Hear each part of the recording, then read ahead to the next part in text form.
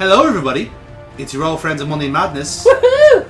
It's been an emotional journey, but welcome to the final part of the Monday Madness Top 100 games. No, we're just so sad to see this end. Yeah. Well, we're all so happy to share everything. We've actually changed as people. This has taken so fucking long.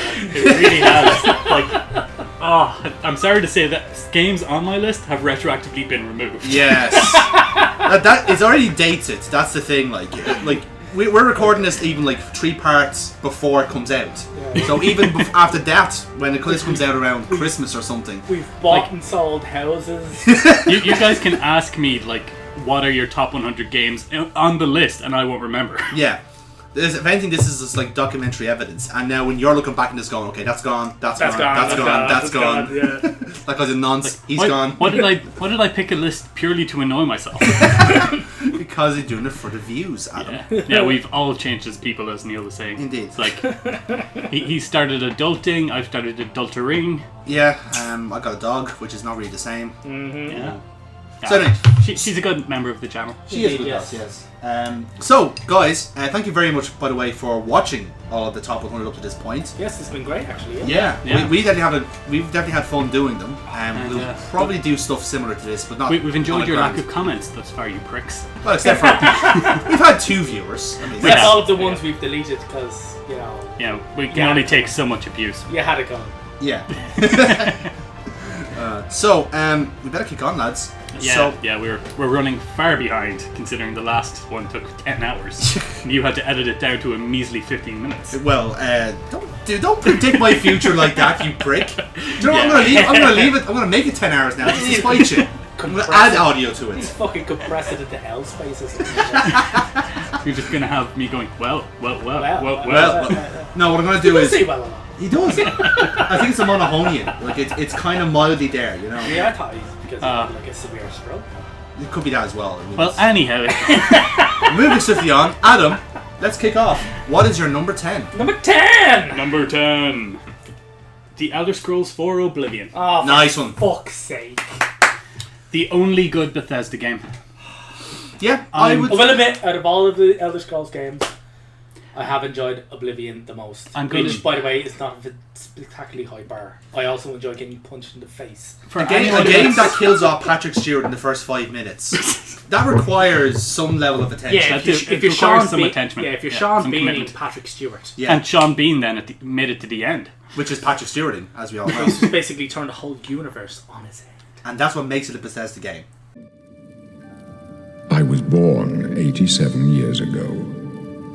For 65 years, I've ruled as Tamriel's emperor. But for all these years, I've never been the ruler of my own dreams. I have seen the gates of oblivion, beyond which no waking eye may see. Behold, in darkness, a doom sweeps the land.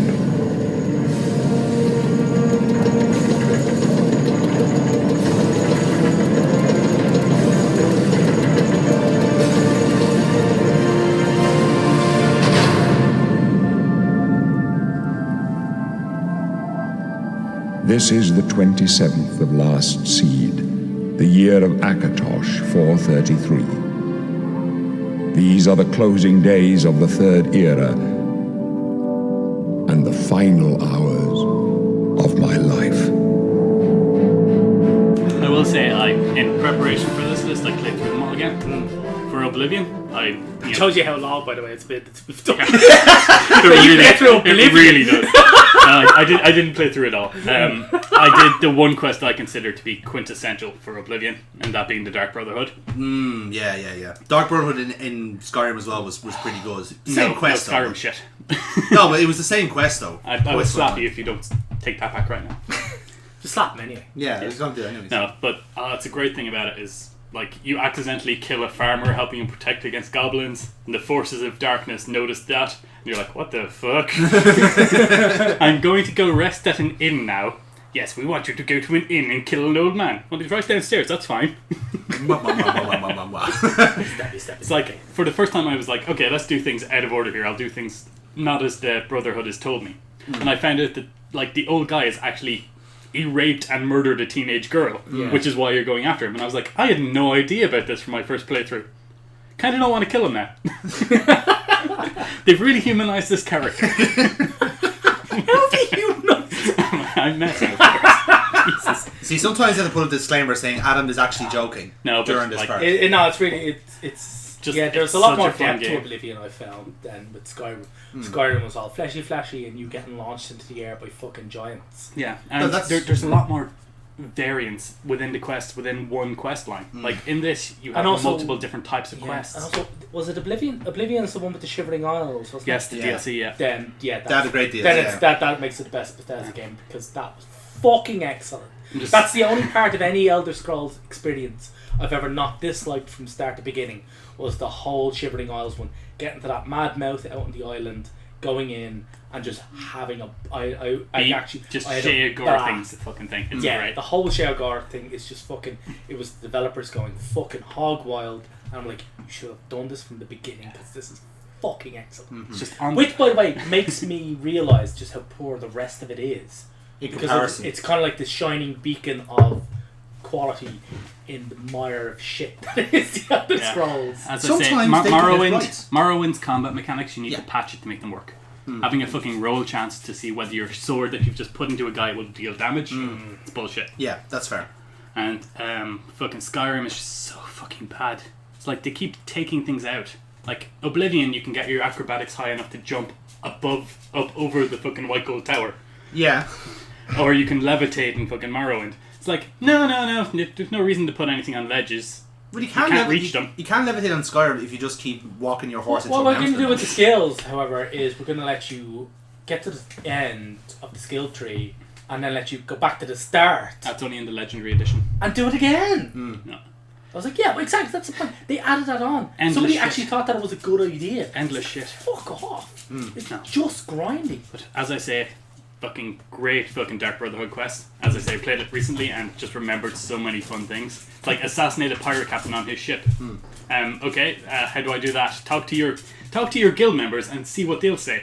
You've got this orc who's like, sneaking, why would you do that? Go in with a battle hammer, it's so much more fun. It's like, no, but the mission is to not be caught. We're poisoning someone. That is our mission. It's like, there's no fun in that. He's got a point. You could poison the battle hammer after you stay with Skull with it. And the best thing is, if you've managed to do that bandit quest, it's like, there are things that I'd never noticed the first time, because like my lockpick was so high, I just went straight through. Yeah.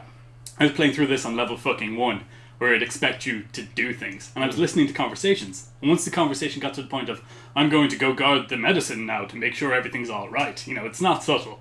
But it's like, oh, I follow him, I know where the medicine is. Yes, and I'm going to go watch over him so as I can make sure that he's, you know, getting better. You're poisoning a sick man in his bed. It's like, okay, follow her if I want to take the direct route. Okay, good storytelling there. And then, you know, the door opens because they fucking open it to go through for you. Yeah. It's like, I didn't have to open that. Could have saved 50 lockpicks.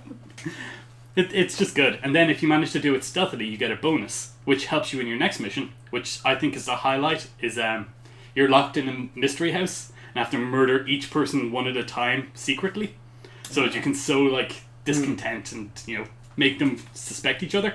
If you do it properly, you get to the end, and the last one's left is like, we did it! We beat him! Now let's look for that key and get out of here together, friend.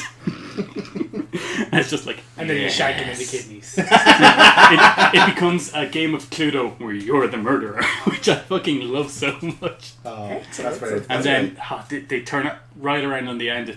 Spoilers from this point on for like a 20-year-old game. Thereabouts.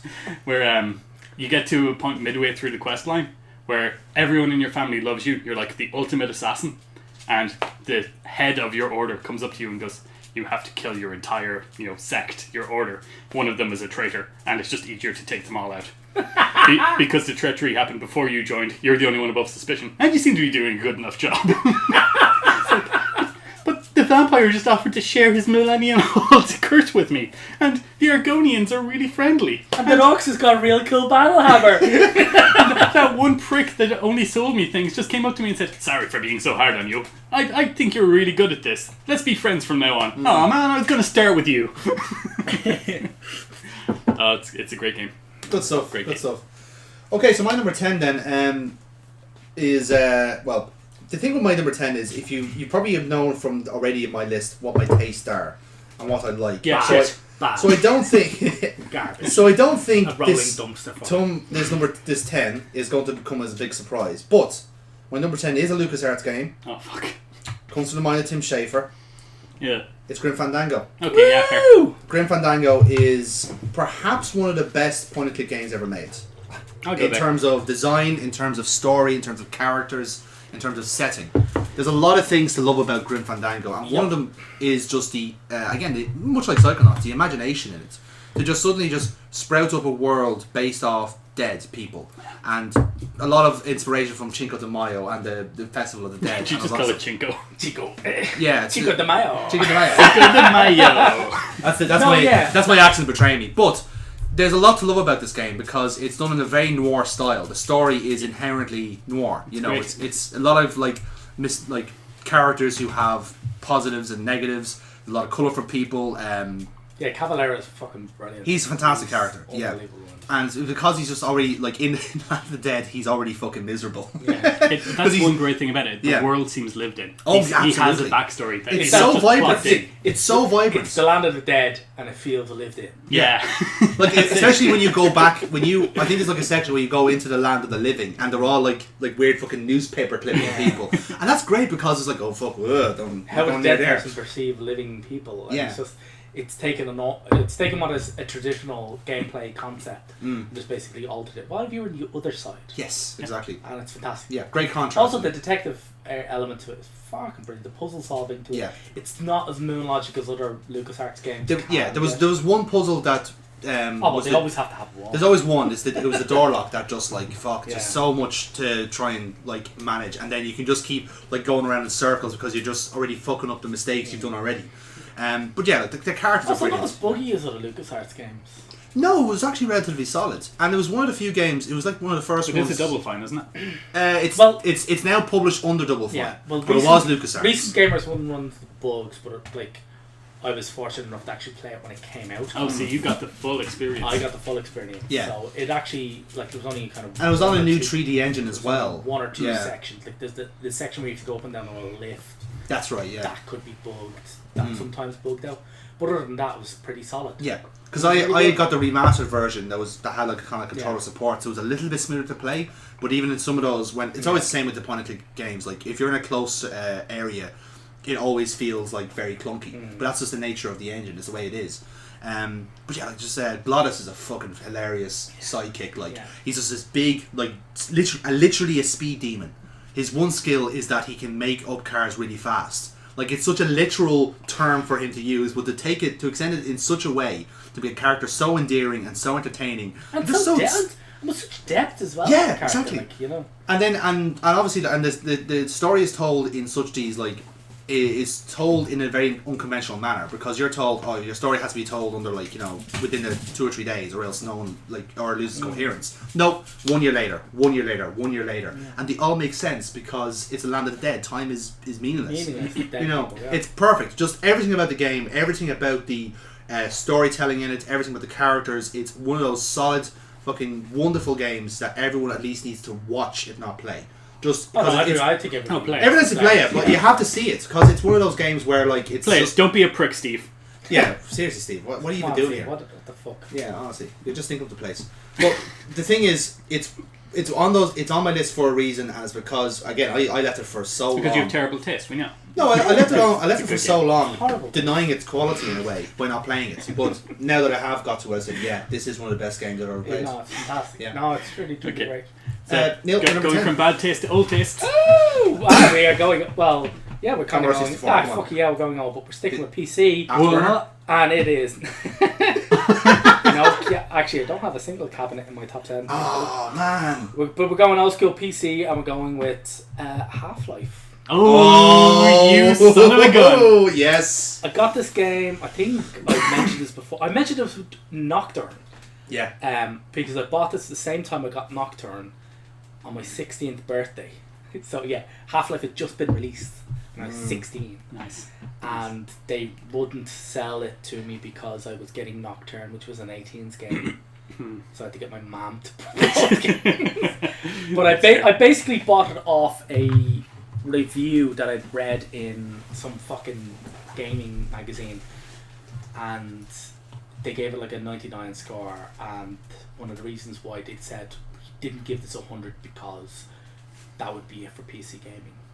Yeah, Essentially, that's it. how we consider it, because it was fucking epic. It is phenomenal. The first time, I think it's madness, because the first time I played Half-Life, a lot of the concepts it was first off, a game that had that much depth. The intro, like you play through the intro now, and it's dated. What the fuck? How is this? I think Rob Florence on GameSwipe had a really good analogy of it. It's like young gamers now listening to old gamers talking about how when they first played Doom, how scary it was that they could hear monsters in the other rooms through the doors. Must be like when we hear about people who went to the first cinemas and saw a train coming towards them and ran out of the theatre. That's it. Yeah, actually, it wouldn't be too far away. Like, and it's that's a different experience. Like, when I try and describe the intro sequence to Half-Life, about how that just sucked you into the game like a goddamn black hole and made you a part of it, and they look at you kind of like, are you fucking weird? Every game does this now. I was like, yeah. But no game before this did this. Yeah. This is the first game where you had control during the intro, and it was setting up proper world building. It was brilliant. It was so it made use of the fact, first person perspective, okay, you can do everything you can with that perspective. Silent protagonist, you can put anything you want onto him. Yeah, and also it was so long, it was quite long, which by the way was a good thing. It incorporated so many different gameplay mechanics. The storyline to it was fucking excellent. All of the DLCs to it, Opposing Force and Blue Shift, were excellent, and it was just so fucking good. And the line from the review that I'll actually kind of repeat is that Half-Life came along when the first person conversation was solely just Unreal Tournament or Quake. That's the only two games people were talking about. Yeah, this is kind of the one that came in, introduced this mouse fucking aiming. Yeah. But it also came in and it was just so much better than either of them. And it just literally laid the waste. And Valve were literally able to build what is essentially, I think, a kind of virtual country. They've had a monopoly for ages. Purely, and it's just the start of a perfect seed, and it's literally so fucking brilliant. And words really do fail me just how paradigm shifting, and I know the really wanky term, but my god, it altered how everybody thought about games, first person shooters, narrative, character building, level construction, everything. It was just awesome, and unfortunately they've never been able to replicate it. But kind of thank fuck that they haven't, because then they'd be revolutionary. They'd be reinventing the wheel every 4 years, you know. I mean that is the argument of why the meme hasn't happened. Yeah, it's like every time they want to do something, they want to make the next wheel. Yeah. Yes, exactly. So like I said, if there's no reason to make it, then don't. Like what was the Half-Life 2 was the physics engine. That was like the huge step up. Yeah. Well, look, I've got a saw blade with a gravity gun. Yeah, they're acutely aware. An entire fucking zombie survival story mode out of that. It's like that is a great gameplay point. Absolutely, yeah. But there's so much hidden layers to it, and it's just fucking. And even on repeat playthroughs, you're like, I missed that joke before. Really well, but it's filled with so many great set pieces as well. So they're taking the set piece thing and they've revolutionized it as well. So like the bit in the fucking rocket tunnel with the fucking worm beast, where you have to switch on the engine to cook the thing. Yeah, so you have to go each section to open the fuel gauge. Exactly. And but then if get they cling to the walls, because otherwise then it'll fucking kill you. Or it reacts to sound, which you only realise because a blue guy goes out and shoots at it. And then it kills. So you have to toss grenades over, and then it's like, there's three of them actually. Sorry, there's three of them. It's not just one, and it's just so fucking good. And when I first bought that, my parents were getting the house renovated, so they were like, look, you can't come out of the parlour, and it was during the summer, so I had no school on, And I remember every morning going down, getting a gigantic, we had just one of those old school fucking industrial cantinas, and I would fill it up with tea, and I would sit in the parlour with the computer, and I would go, and I got through Half-Life in 4 days, Nice. 4 or 5 days, and it was just brilliant. It was just such it's an experience. Yeah, not even a game. it's something that everyone should play. Yep. But the thing is that if they play it now, they won't.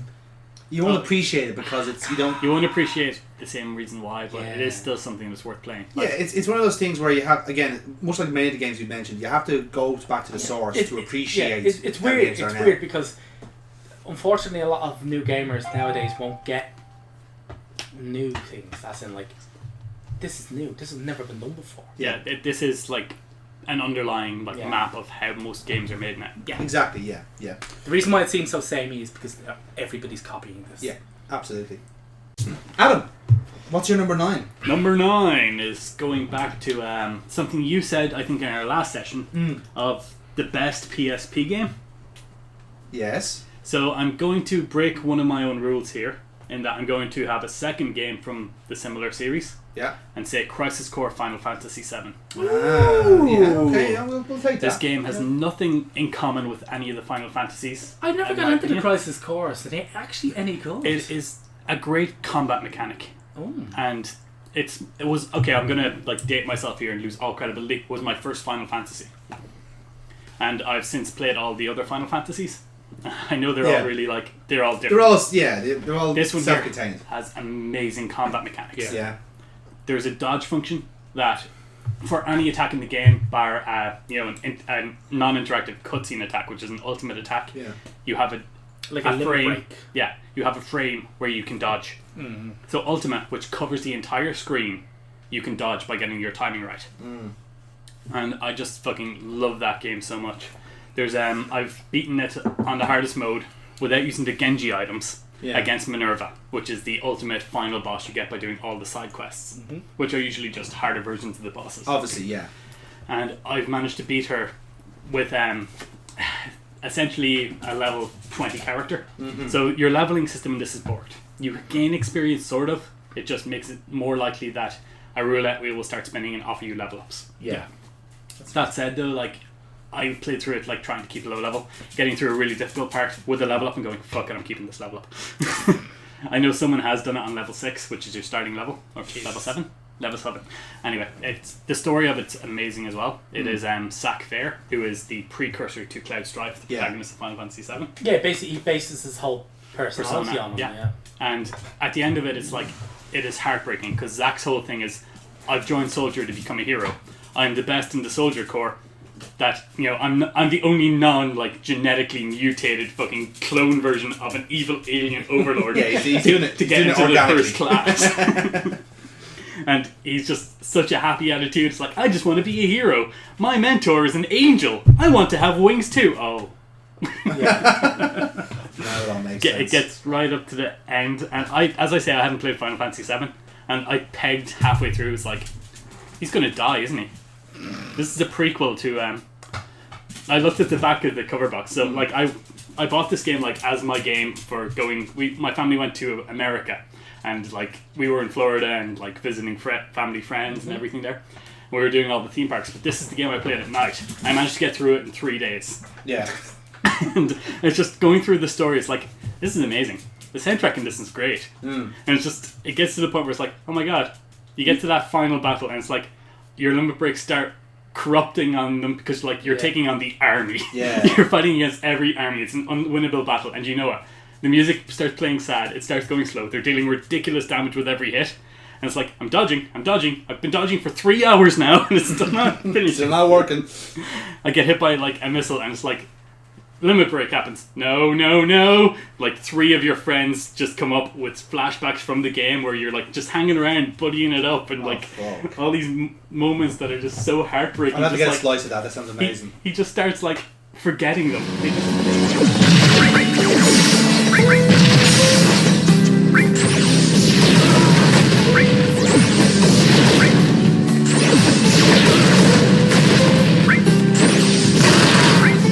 Modulate phase. Use springs of that wire are uncomfortable too. Pretty Like you've been there, you know. Honor can be I've quite never seen you use that. at times. If only I was Join my Cloud, band. nothing else out there. Thanks. Hold on. Hello.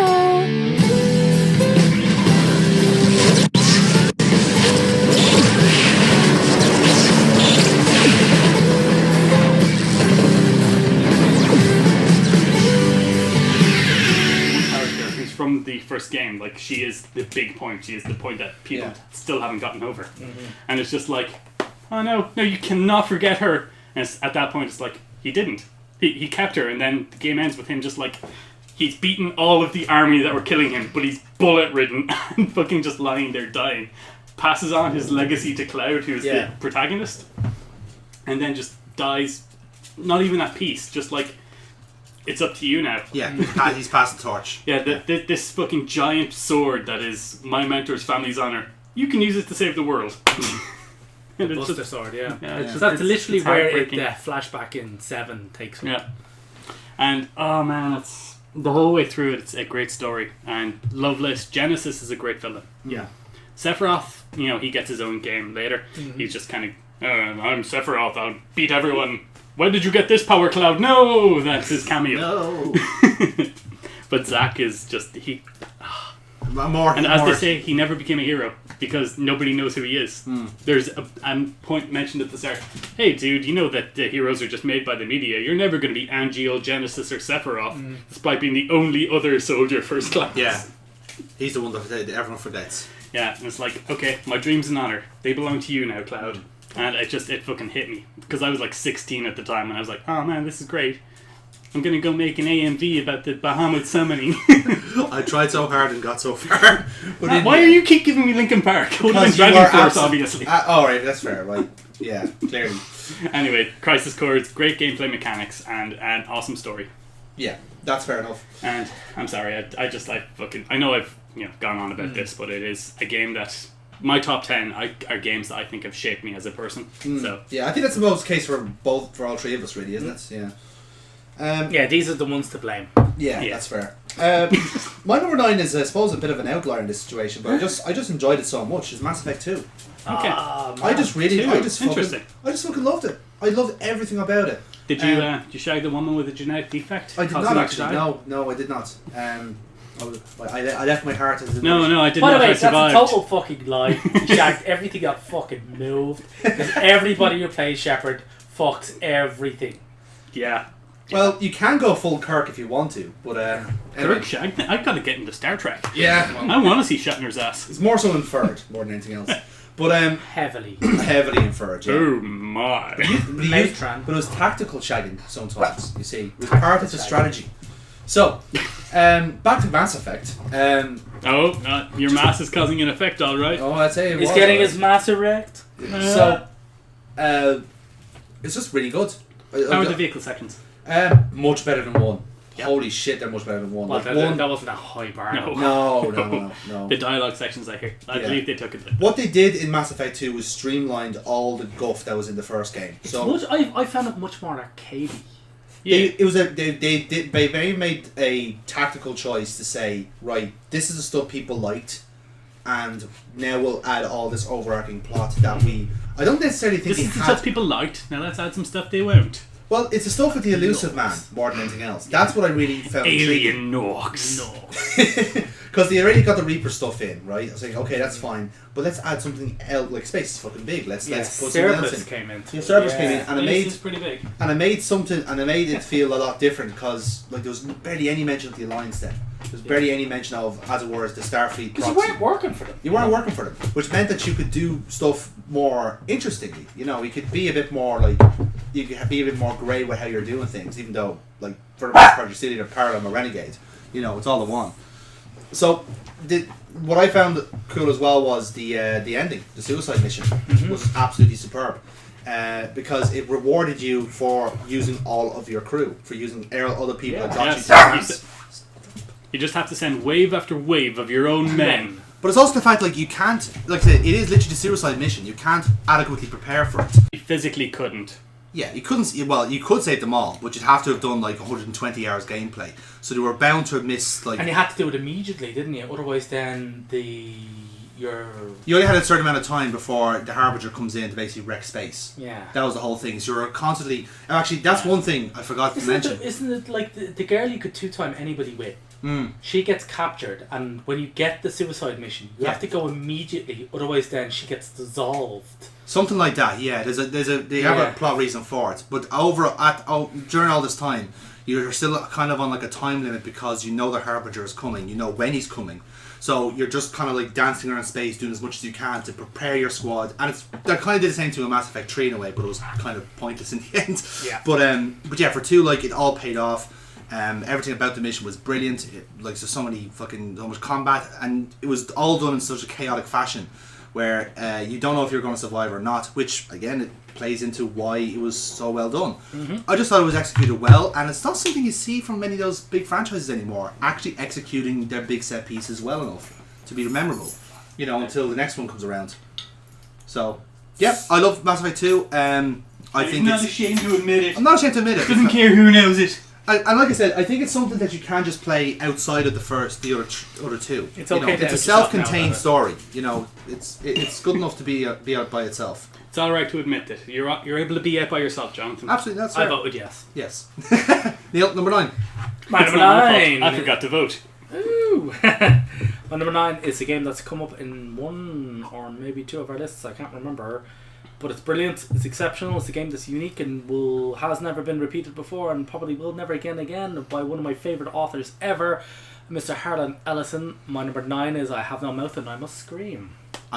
Yeah, I was expecting this to come up. Yes. I thought it came up already, but no. No, we mentioned it. Yeah, it was on my list. It was Yeah, on your, I think it was your list, yeah. yeah, it was very much lower than 9. Essentially a game whereby the game author has come out and stated that it's unwinnable, and the concept is basically forcing the player to choose an honourable way to lose. And it's not something you'll ever see again because nobody will ever do it, and also nobody really has the writing skill of Harlan Ellison, and it's just fucking brilliant. Well, I counted that by saying like games are supposed to like have a happy ending for the most part, unless you're doing something to a degree, if you have to win a game. If you end it with Nimdok, you can kind of think that him staying on eternally forever in a computer consciousness, keeping Am at bay as a penance for what he did in the Nazi war camps. Yes.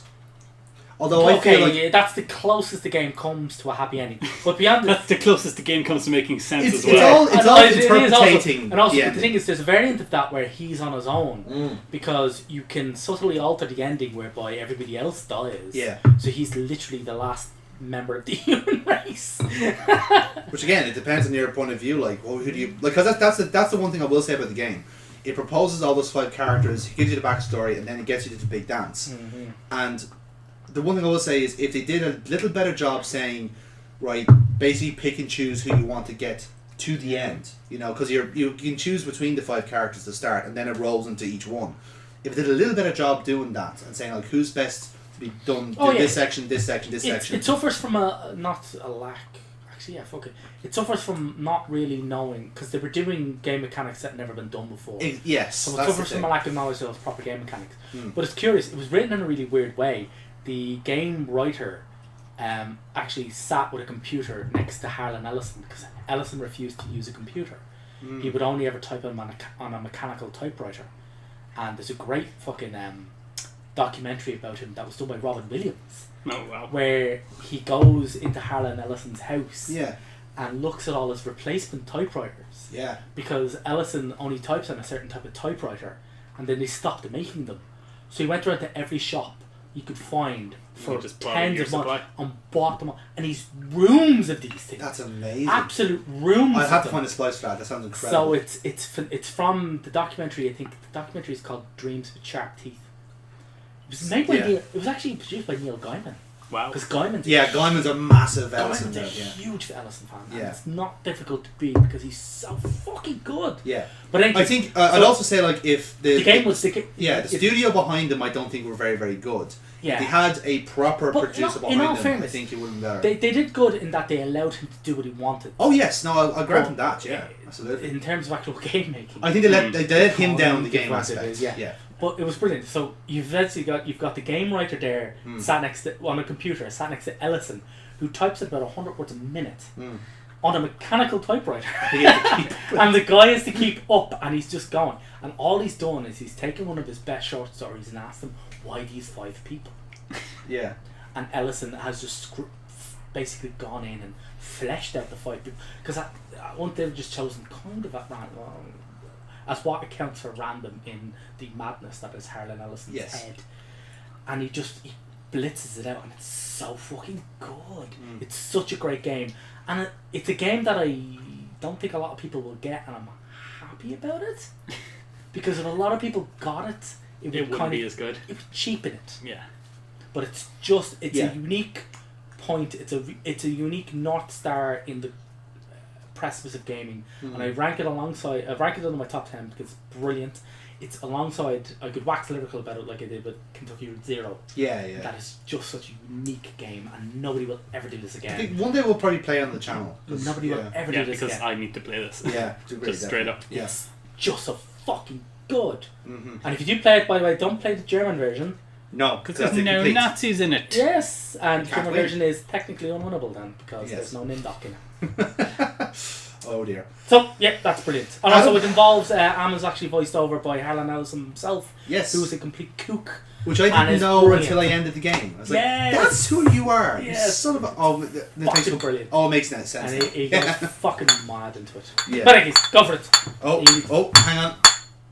Warriors, come out to play. Is that your number 8? It is. It's the Warriors video game. My Adam fucking loves this game, and I don't understand why. It is so good. I've heard it's good. I just don't understand the love for it. That's all. That's it. It's in my blind spot. That's it. It's one of my summers from when I was a teenager. I was gonna keep drinking. I just fucking love this game. It's like I hadn't seen the movie because I'm not of that age bracket. Yeah. Neil, you might be able to light us for it.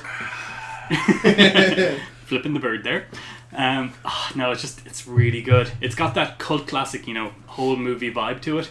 It's gritty, it's 70s New York, it's campy as fuck. You are a gang that calls themselves the Warriors, walks around in flamboyant jackets. How can you not expect me to love this game? You're stuck in the other side of town to get to one end. Yeah, no, that's not even the best. That's not even it. That's the movie's premise. That doesn't kick in until halfway through. Yeah. This game is canonically the prequel and then a retelling of that. So you get to see the formation of the Warriors. They battle with their Coney Island rivals, the Destroyers. Yes. I'm hooked. We'll play through a 2-player. We need to because I don't understand how people cannot love this game. Combat mechanics in that are great. The fucking... It was PS1, wasn't it? PS2. PS2 was a Rockstar game. Oh yeah, Rockstar game, yeah. Game. Your character, you play as different members of the Warriors. So Rembrandt is the artist, and true to the movie, he is a shit artist. It's like, go tag up that tombstone over there, Rembrandt. Does the worst W ever seen. There's a double V. He is weak as fuck. Yeah. And it's amazing. And then it's like, it flashes out the backstory of the other Warriors. It shows how each one of them joined through like flashback episodes. It shows Rembrandt during his early days getting inducted, not indicted. No, that came after. That actually did come after in the sequel story where they break Ajax out of jail called The Warriors Jailbreak. I was actually shit comic. Okay. Don't read it. They changed artists halfway through. Swan became blonde. I don't know. Well, it's always great when a comic when you change the artist. When you change the artist and change the character design. Would have been fine if they kept it. But anyway, when it switched to stick figures, I thought that was a very powerful move. Power Girl. Power Girl. Fuck! I always get them mixed up. I thought you were joking. No. You already done that twice on this. I have actually done that twice. Say Neil, every single time. I just get the tits mixed up. Stop it! Stop judge me. Mixing up the tits. The tits are the blind. Don't cross the tits. No, but it's great if you haven't played the game or at least watch the original movie, not the Yeah, remake. you want to watch the director's movie to get it. Oh my No, God, yeah, I no, forgot as I they said- remade it. cut. No, the director's cut of it. The remake has been in the works for a while. It was meant to be The Warriors 2003 and then 2007, and it hasn't been made yet. Yeah, thank fuck. Thank fuck is right. Don't watch the director's cut either, because they added in like loads of shitty scene transitions that just take away from it. Yeah. The original theatrical release. Like I have trivia for this Yeah. fucking movie if you guys want. I'm that much of a fan. I love. Yeah, Adam let's. could form a pub quiz around solely the Warriors movie. It really could. The Turnbull ACs once cleared out like a cafe in New York when they went for lunch on the break because they thought an actual gang was just storming the place. Reminds me of the They had to pay the local gang in Coney Island protection money because they were wearing other gang colours on their turf. That reminds me of the, Leon, the movie. Yeah, Leon the Professional. Yeah, It's great. when they had all the SWAT extras outside of a building, apparently the local 7-Eleven got robbed, and the robber ran round the corner into all the extras and then just gave himself up. Not realising that none of them were police officers. There when the actors going commission. Yeah, that's interesting. But they actually took him down. Yeah. And he just gave himself up. He's like, oh, great. it's Called fine. character acting. Yeah, Yeah. he's like, he ran into a load of SWAT members. Like, Yeah. So "Ah, the shit." Warriors is brilliant. It's based on a book of the same title. Yeah. It's not as close to it as the other adaptation, which is The Wanderers. But The Wanderers, I think The Warriors kind of captures the tone better of the book. And it rings better with the chant. Fuck off. Oh no, the fucking opening scene of Cyrus. Yeah. It's like the whole beat for beat remake in the game engine of the opening. It's like, so I what do do- you know about Cyrus? I do love when games do Magic. that. Yeah. Whole lot of magic. What do you know about Cyrus? He's the one and only. Like, they actually got the characters like really bad acting. Yeah. Love it. What do you know about Cyrus? When you're the leader of the biggest gang in the city, you don't take shit from no one. They perfectly recaptured the ham. Yeah. They really did, They and it's great. recreated the ham. It must be very hard to motion capture ham. 'Cause- Can you dig it, suckers? Use a program called a Porculator. yeah. Again, I haven't even talked about the gameplay here. No. This is just the Warriors. Generally, Waxing lyrical yeah. on the Warriors. It is a great game, and I'm going to make you guys play it. Mm. I know you haven't fucking played it, which is why Well, there's you a went off 2-player on that. thing, Yeah. so we can definitely do it while you Yeah, the 2-player shit. While you- though. while you gush in a corner. The problem with the 2-player is it has this horrible thing when you're close to each other. It stops being split screen and shared screen, which really disorientates you. Yeah. As I say, I've played through all my games recently, and that was my one gripe with it. That said, though, it's hit held up for me. Douche! Can you dig it? Can you dig it? Can you dig it?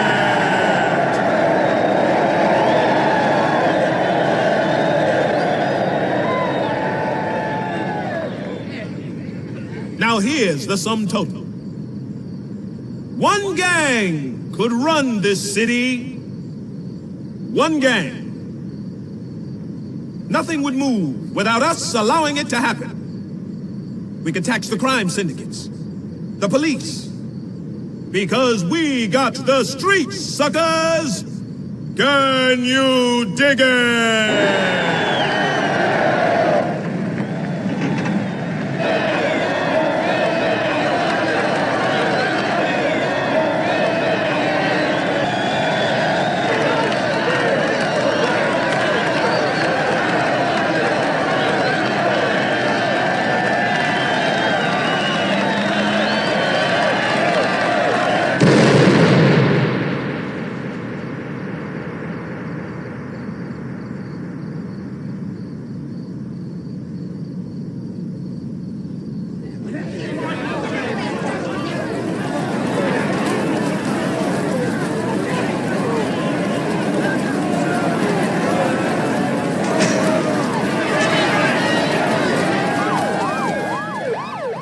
Excellent. So my number 8, it's quite a recent playthrough for me, but it's been around for years. I just have never sat down and played it, and much to my own detriment, to be absolutely honest, because this is one of the best games ever made.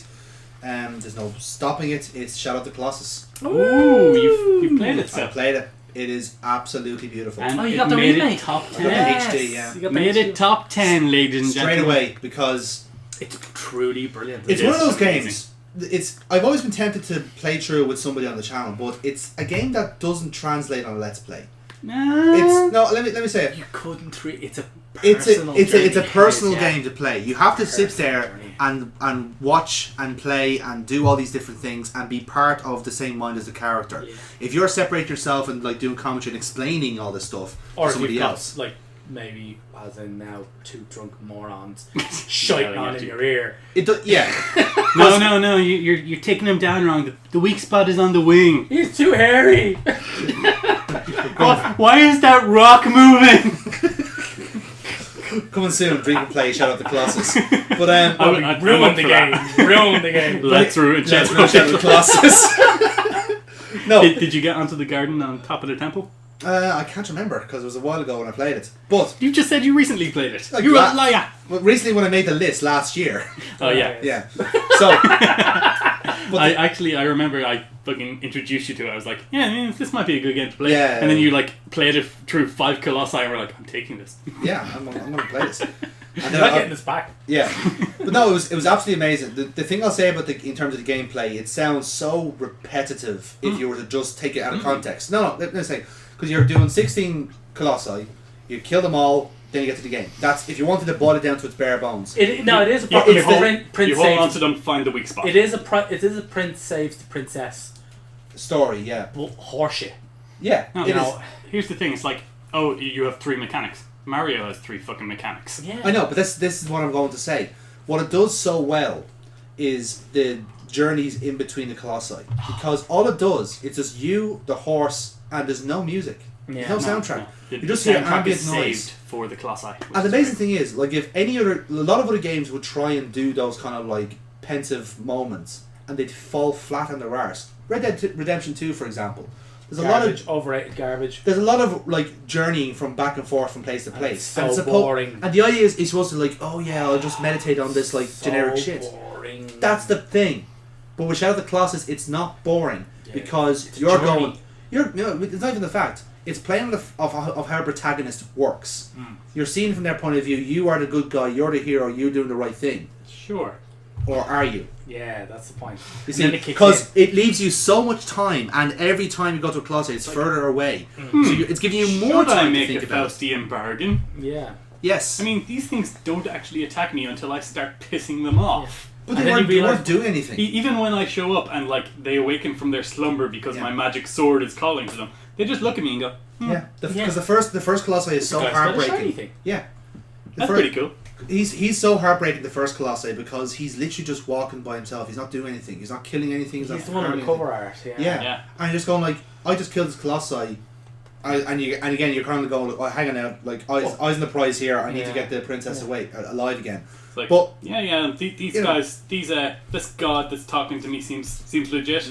Yeah, but you're like, your character then gets progressively more evil. Yeah. Dark writing. it comes across a lot more on the PS4 version because you Yeah, can see the yeah. speckles of black on him. Yeah. And then, And he's Oh, paler no, as well. that's the thing though. Is it was on the PS2 version. You could pick Oh, that up. it's very obvious now. but in when the you get remake. to the end and you, I think the realization. Fuck, I can't remember when I first hit the realize because I played it originally. Yeah.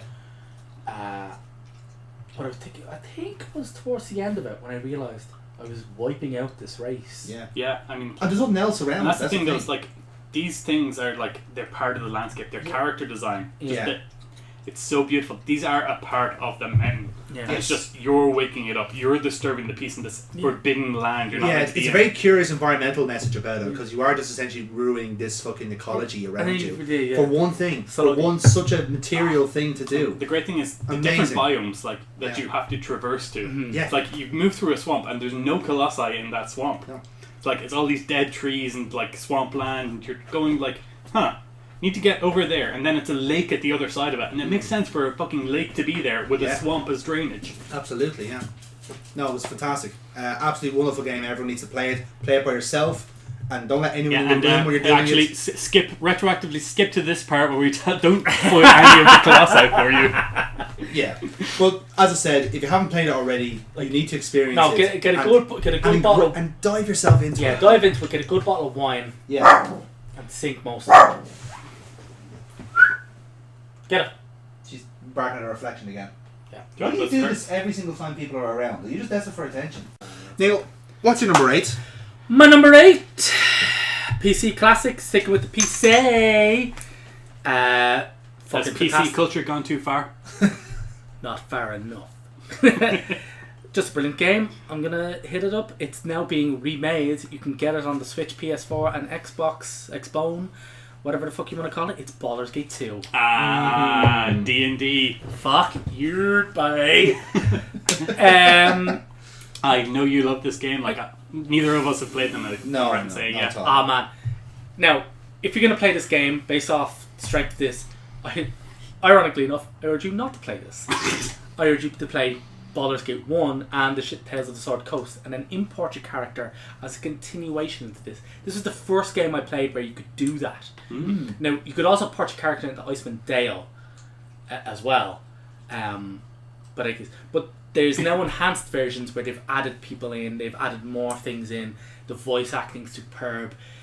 Baldur's Gate 2 took Baldur's Gate 1. Like, Baldur's Gate 1 only went from like levels 1 through, I think the max level you could get at the end was like 10. Yeah. Or something like that. So it was quite basic, it was quite simple. Even though you're killing the big bad, and you're not really that leveled up. Whereas with Baldur's Gate 2, by the end of it, you could literally become the god of murder. Okay, that sounds fun. Yeah. And that's pretty much it. It's so, like, it's as deep and as rich and enlightening as stories you could possibly have. You could do anything you want in it. All the character classes, everything's so well balanced, built. You could just go fucking nuts. There's loads of crazy little Easter eggs in it. I've heard of a few of them actually. Yeah, there's a great one where like Drizzt is in it. Now Drizzt is in every fucking D&D, and he's basically just a dark elf who's gone to the side of good. And he's this dual scimitar wielding, super handsome fucking killing machine. There's a brilliant partner where if you actually make a character who's a dark elf called Drizzt Do'Urden and have your reputation low, when by the time you meet him, he'll attack you out of spite for ruining his reputation. And it's just fucking brilliant. And that's just a crazy thing. Like, that's just nuts. So there's a brilliant, it's so great. It's got a great protagonist. It's got a great storyline that you run through. It's filled with twists and turns. John Arenicus is possibly one of the best villains. He's so well voiced. Everything in it's excellent. What's the play like? It's It's pure D&D. It's pure advanced D&D. I think. Fuck, I don't know what version it is now. Yeah, I'm not. Yeah. I think it's version 8. okay. Version 8. So like the BB holders as mini bosses. Or? Yeah, pretty much. There's a brilliant section in the Drow City where you have to get an item out of a chest and it's being guarded by a beholder.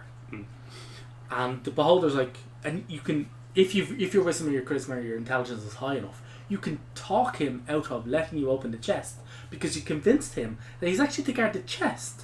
Not the contents. Not the items that's in the chest. And because Beautiful. all of the people who tasked him with guarding the chest until the end of time, because beholders are immortal, and time is essentially meaningless to them, he's just like, yeah, well, they sent me here to guard the chest, and then they tried to open it because the city then gets attacked. Because it's the dark elf city, so the light elves attack it.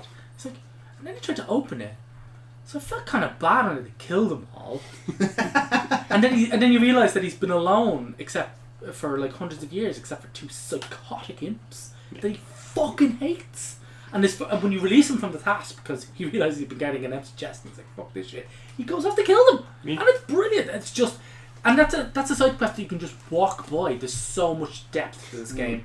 It's brilliant. It's a game that you have to truly, truly wallow in. Yeah. And it's just I'd fantastic. say it's a real long game as well. It's one of those like It's PC huge. games because It's it's so expansive. It's absolutely massive, but it's massive in a brilliant way. Yeah. A truly, truly brilliant way.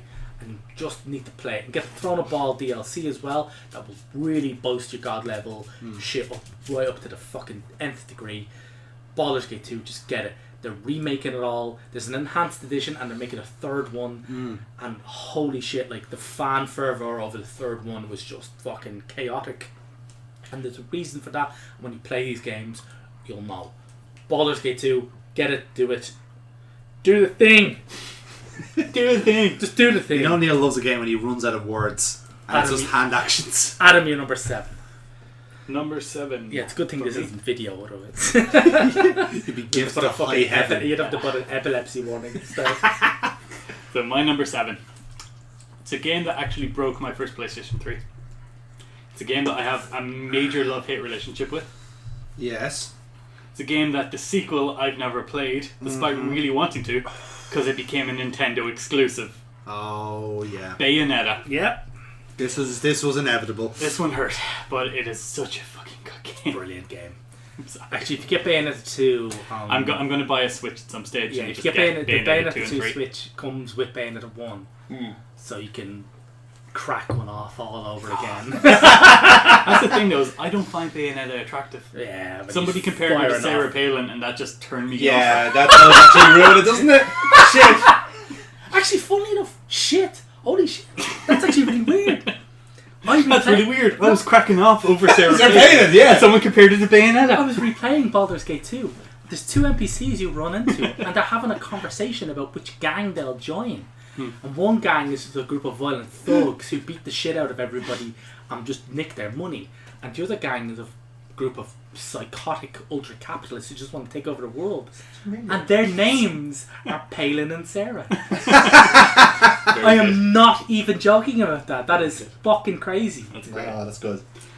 So speaking of Sarah Palin, No, I have to say Bayonetta is an amazing hack and It's slash. brilliant. Yeah. It's fucking brilliant. looks Fucking so good. combat is great. Made by the original creators of the Devil May Cry, Devil May Cry 1, Clover Studios, who then went on to become Platinum Games. Yeah, those guys do great work. They made their bread and butter with hack and slash Yes. games. Metal Gear Rising: Revengeance being another one. Yeah, no, Transformers, they're the gold standard in Devastation, it. Yeah, they are absolutely.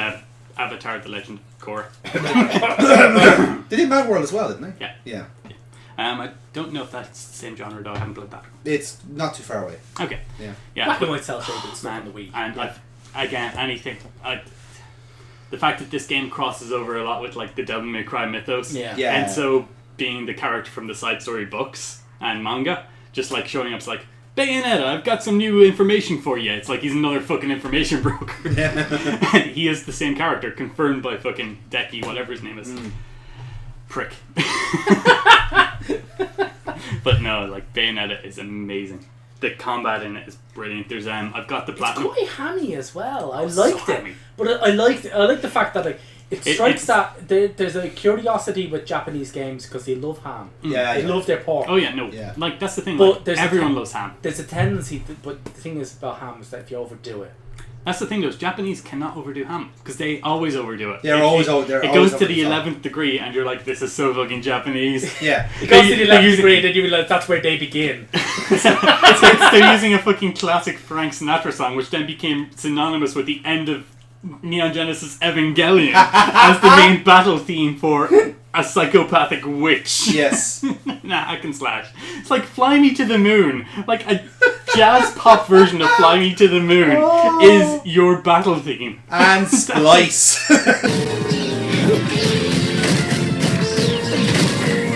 Do you naughty little angels deserve a good spanking?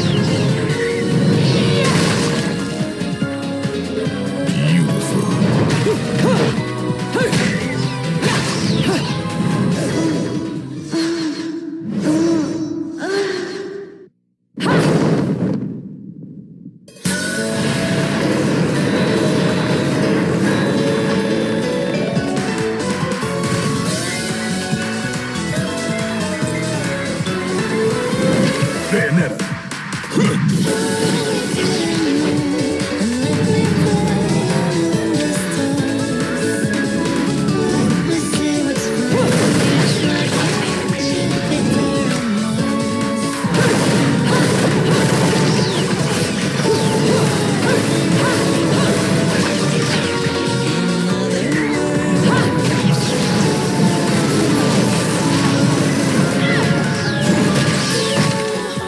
Now, this is cheeky. Throwing me these cheap toys. Don't worry about quality. I've got quantity. That is amazing. Bayonetta 2 is excellent, by the way. I haven't played and I look forward to it. Yeah. The bosses, the enemy design in it is fucking Yeah. beautiful. It's crazy, but it's brilliant, and it's well thought out as well. That's the Yes, thing. It's yes. not like, or we'll just whack a load of shit onto it. Yeah, there's actual design Amazing aspects. Yeah, design. there's a Like, design. subtlety There's to a it. design to it. Yeah. And the story of the first one is like, okay, I don't understand what's happening here. That little girl is Bayonetta from the past, right? That is definitely Bayonetta from the past, right? No, okay, maybe not. No, it might not be. No, that's Bayonetta from the past. Oh, the glasses. Yeah, there's glasses. Yeah. Psych. Are you my mummy? It's like you just called like fucking what's his name? It's Luke Redgrave, I think, is the reporter. Lucas. Yeah, she calls him Cheshire the whole time, and then it's like, oh, the kid's got a fucking Cheshire cat plush. She's Bayonetta from the past. That said, though, it's like, it's so much fun. It's hammy as fuck. All the cutscenes of like whatever the reporter Lucas's name is, he's just like zipping around like he would be his own action hero if Bayonetta was not fucking there. Yeah. And you get a sense that he'd be doing that anyway. yeah. Even if she wasn't there, like if he was just like reporting on like a burglary or something like that, he'd be zipping around like that. And then Bayonetta goes into she's actually more heroic, like despite being a fucking contractor of hell. Yeah. She's more proper heroic witch in it, than yeah. the fucking angels in the church within there. Commentary. Hashtag commentary. Satire. But in case, no, it's good. You can get the two of them in one now on the Switch, and I strongly urge you to do that because it's fucking well worth it. And It's we'd like to remind you again that based on our subscriber count, we're not sponsored by anyone. brilliant. Nintendo give us free stuff. Nintendo, give me Bayonetta. I've been waiting for it. And a Switch. No, please speak closer to the microphone. I don't think they heard. Jonathan, you're 7. Speak My nuts. number 7, I think, has been a game series that's been mentioned at least 7 times in this list. By you. Yeah, a little bit. By you. I think I'm responsible for at least 3 entries, but rightfully so. It's well worthy of it. It's one of the most quirky games you'll ever play. You were talking about ham. This is a fucking hang sandwich of a game. Ace Attorney. The original. Hey! The original, and in my opinion, the I'm best. sensing a lot of Capcom might be on this list. Yeah. Hey, Capcom, give us free stuff. Capcom. You've been doing good shit lately. Lately. So, We had a falling out. they weren't on speaking terms for a while, but now they kissed and made up. Look, things were said. We're Yeah. okay. More papers were signed, but they were rescinded. Things were said. I may have gone a bit too far in places. Yes.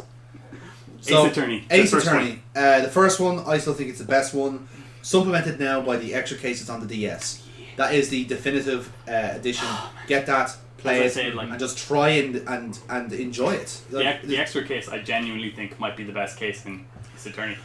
it is a good case. I still believe the fourth case with Edward is one of the better ones. Yeah, okay, yeah. Because of how executed how well executed it was. That was just tying up the story when Yeah. it was only going to be a standalone game, though. Oh yeah, absolutely.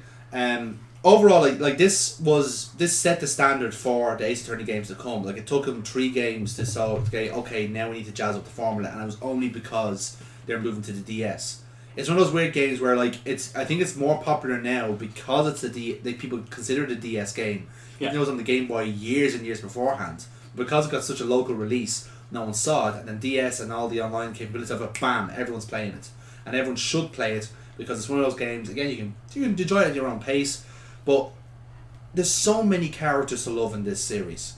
You have Phoenix Wright, who, by all accounts, is a solid protagonist to have.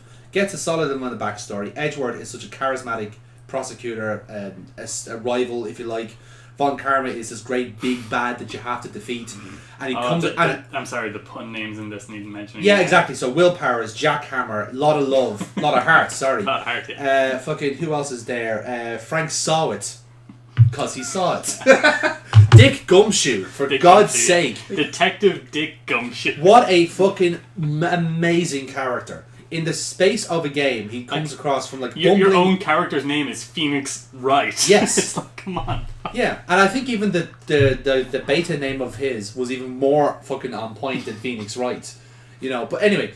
We'll put it up on screen. Yeah. Like, Jonathan has to do some research. I can wax lyrical about the character in this. Like, not even the first game. You move on to every other game. Fucking has Old Bag is my favourite character. Old Bag, oh my god, she's so funny. Because every time she talks, she rambles and the text just gets faster and faster and faster. And she's the only character that does that. So even when And she hates Phoenix so much, but she's like so fucking She's ingrained in love in his life that she has to like begrudgingly go, yeah, no, I know Oh this yeah, guy. because she was in Justice for All. They just said like, oh, this She's in everything. So like she keeps getting fired because she's so bad at the job. People keep getting killed. she's such a cunt. People can't stand her, and then she gets more jobs. She's a security guard in the film studio. Yeah, and then like, yes, I hated him. I hated the defendant. You know, lock him up and throw away the key. Oh no, it was him. Ice that prick. Yes, Mr. Edgeworth, I love you so much. Oh when are we my going God. on our date? She was so funny in the Miles Edgeworth game because she was dressed up as one of the, I think it was the Pink Princess, and obviously there's a case going with that because it turns out Edgeworth's a massive Steel Samurai fan, and it was only unveiled at the end of the game, which is so funny. If you played the game, and then she just like whips off the fucking helmet and it's old bag, and Edgeworth just goes no, and it's end scene. Save the game, then you go back where Edgeworth's calmed down. Brilliant. All these characters all got started in this first game, and it just sets its stall out so well. Yeah. Because Sorry, you're a lawyer, by the way. Yeah. This is actually a procedural lawyer Investigation. investigative fucking like game. it's such a baffling way Murder to describe mysteries. it. Yeah. But it's so fucking good. It's one of The those whole weird series games. is so fucking I kinda- It is talking about Japanese games starting at 11. I had Yeah. it on my list. It's so fucking good. Yeah, I mentioned this about Papers, Please. It's one of the weirdest elevator shifts you'll ever hear because it's like elevator pitches. pitches. Even. Yeah, thank you. Elevator shift is very Elevator different. Elevator shifts only go up and down. That's a very different thing. That's a shaft there. No, Depends on this how is she a- operates. Yeah, exactly. So many buttons. So, But only two that matter. well, I say, like, if you're trying to like explain Stop this, and call for help. yeah, if you try to explain this to somebody that doesn't like play games, like this does not like translate at all. No, but then you do play it and you get engrossed and you jump into it and you Even get the the people that characters. play games, it's such like an unique gameplay mechanic to Yeah. it. Yeah, It that's is, the yeah. thing. Like, no, like if you were to posit to a game company, I was like, oh right then, so you're an attorney and you're investigating crimes and all this stuff. So they'd come up with something along the lines of the current Sherlock Holmes Yeah, games, yeah. which are by the way very very fucking good. Yeah, very good. Yeah, But Thing is, this They is have- a comedy series, and it's in Japan, Yeah. and it's anime, and they it's in San Francisco. and they fucking hand the bollocks out of it. yeah. You would just never get this. But it's also because it hasn't done that design by committee horseshit that a lot of games do fall and into. they've just gone nuts. It's just left it to this one guy, Shutayami, and he just goes, yeah, here's his Again, character, hair, As character, we've hair. mentioned Ghost Trick, which is also Exactly Yes. same thing, yeah, same creator. And like I said, it's that sort of game. If you have a DS, no excuse. Download Yeah. the trilogy and play them. just get them it's all. available Get on them PC all. on Just Steam get them now. fucking all. Yeah, they're on Just get Steam them now, all. yeah. Just get Yeah. them all. Just get them all, man. Please Absolutely. do. And you know, a lot of YouTube lawyers have started playing it. Yes, I've seen that. That's a fucking great thing for me because they're like, this is not how it would happen, but I'm loving it. Sure, when I first mentioned it, I mentioned that the whole purpose of the game was a critique on the Japanese legal Yes, system. where like 90% of people are just found guilty Oh, because 99. it's 99%. 99, yeah. Yeah, if you're charged with a crime in Yeah, Japan, they'll just- you have a 99% chance of getting convicted. Sentenced. Yeah, of getting convicted. Now be aware that when you say, oh well, you have a 99% conviction rate, that's great. I've not mentioned whether or not you're innocent or guilty of the crime. And the great thing about Phoenix Wright is, yes, Phoenix, you've managed to convince me that it's physically impossible for this geriatric old man to have killed this person. But since you haven't found the actual murderer Yeah, in this exactly. case, guilty! Guilty, yeah, exactly. That's just Like, fucking. you get one extra day to solve Yeah. everything. Yeah. It's not how law works! Yeah, but in Japan, it might actually. In Japan, Yeah. the top defense attorney in Japan has been in business for 35 years. He's acquitted 5 people, Fuck. and he's the top guy in the country. Fuck. Yeah, that's... No, the to legal be fair, system, I want him as my guy. the legal system over there is fucked. Apparently, Phoenix Wright is meant to be a parody of both it and the American one mixed Yeah, together, though. Yeah. So- Hence the kind of the weird like hybrid of culture in it, because you will not just have like, oh suddenly here's like this weird like Japanese like building on. Well, the let's go to this temple to master your channeling powers. Yes. Which is in the mountains of LA. Yeah, exactly. The game is so batshit and all the characters are mental. We haven't even mentioned that one of them is a fucking medium. Yeah. Yes, You get who and channels, get possessed by channels that your sister. mentor lawyer. Yes. There Who is doesn't psychic- actually help you ever. She just says, calm down, Phoenix, you know this. Yeah. She gets you out of the pickle until you're good enough not to be shit at your job, basically. And the best thing is, you only get to that point when you're no longer playing as Phoenix. Yes. Basically. Excellent. So, that's my number 7. Neil, pass it to you. My number 7, I'm going to it. The remake of this is a classic old game. Actually, a coin toss between the old and the remake, because both of them are fucking exceptional, because Capcom somehow have realised I to knew do it. Capcom Man, was shit, man. It is Resident Evil 2. Nice. Yes. Nice. Yeah. Recently played the remake. I got the collector's edition. Yeah, which me I spent too. I've recently got it. Which I spent 160 quid on, and by the way, I don't regret any of that because it's fucking awesome. Now, Neil, Sophie's choice, original or remake, if you had to pick. I would pick the remake. Yeah. Oh, I thought he would pick the I would remake. pick the remake. It's good. I see, that's the thing. It's weird because I played the remake, and the remake they've added in so much art. By the way, putting Mr. X into the scenario A's scared the absolute that's the thing. shit I knew out it of was. You needed to not be aware of that. Yeah, 'cause that's the I think point. I lost that point because I think someone mentioned it to me before I played it. Yeah, no. So I was like, I was playing with that, and when he moved the helicopter away and came at me, I shit myself. I mean, there's a whole thing in the original one where it's like, oh, this fucking helicopter, it takes like 20 minutes to get past it. Yeah. And it's just Mr. X just goes, Yeah, in the scenario B, he just fucks it out of the way, and you're like, what the hell? this is not right! Exactly. And it's brilliant, and he's this horrible... Actually, sorry. I will actually go with the original. Because I don't like the mechanic where he stalks you around the place. Now that's the point I did like about it. That was didn't. very scary. I didn't. Or rather tense, For not me, scary. it got quite annoying. But then, other than that, the game is essentially completely flawless.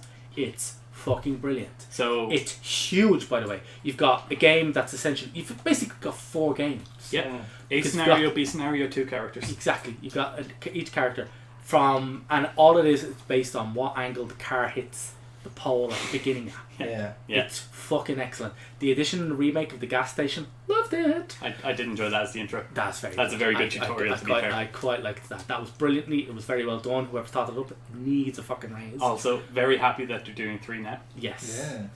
No, because they realised that they need to put a bit of care. They remade 1, which was fucking excellent, also on my list. The GameCube variant, fucking super. The only reason I still have my GameCube is because I have that game on disc. And I don't want to replay it. It's fucking brilliant. It is the game that got me into playing all of Resident Evil games. Exactly. So Resident Evil 2, get it.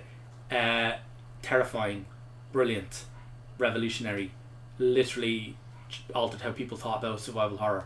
Resident Evil 1 gave everybody the template, and Resident Evil 2 perfected it. And it's rare that you've got a games company or game series that both set the design, they both set the template and go, oh, by the way, we've perfected it. So none of you need to do any fucking work on it. Because in between 1 and 2, you had games like Dino Crisis. You had like the almost entirely built Resident Evil 2 prototype. Yeah. That they just went, oh, scrap that, we can do better. Yeah, exactly. And it's huge. It's fucking monstrous. Even though somehow you can speedrun it in 3 hours. Far less. Oh, well, sorry. Oh, no, sorry. You got the S rank if you did it in under 3 hours. Yeah. That was the S rank one. Yeah. And that's it. It's just, it's exceptional. It's brilliant. You need to do it. And again, it's got the odd layer of Japanese ham in it. Yeah, I mean, Not enough. all of the Resident Evils, they make no fucking sense. Yeah. Like, you pick up diaries where, like, a zombie transforming into a zombie, Itchy Tasty is the classic one. That's brilliant. I love And it's like, why would he be writing this down? This makes no sense. This is great. Greg showed up, face ugly, so killed him. Tasty. This zombie is writing a diary? It's fucking brilliant. Dear diary. And then you only get that because you iced the cunt. Yeah. And it's brilliant. And here's the thing, is like, they don't even expect people to read these things. No, it's fantastic. It's just, These are extra fluff that are added. It- Files it- in, which is part of the menu. It's a dedicated menu section. But what I really liked about it is, and Resident Evil 2 deserves this, is for the liquor introduction scene. Yeah. If there's ever been a character introduction scene or creature introduction scene that's better than that, I've not seen it. It's fucking brilliant. Yeah. and they managed to do it. Can you do a beat for beat thing while Jonathan gets the images on screen? Ooh, no. Just let him play it. Let him play it, and then slice that shit, and then put the fucking remake over it, because the remake somehow manages to do it. Freeze! Who are you? What are you doing here? Don't shoot! I'm a human!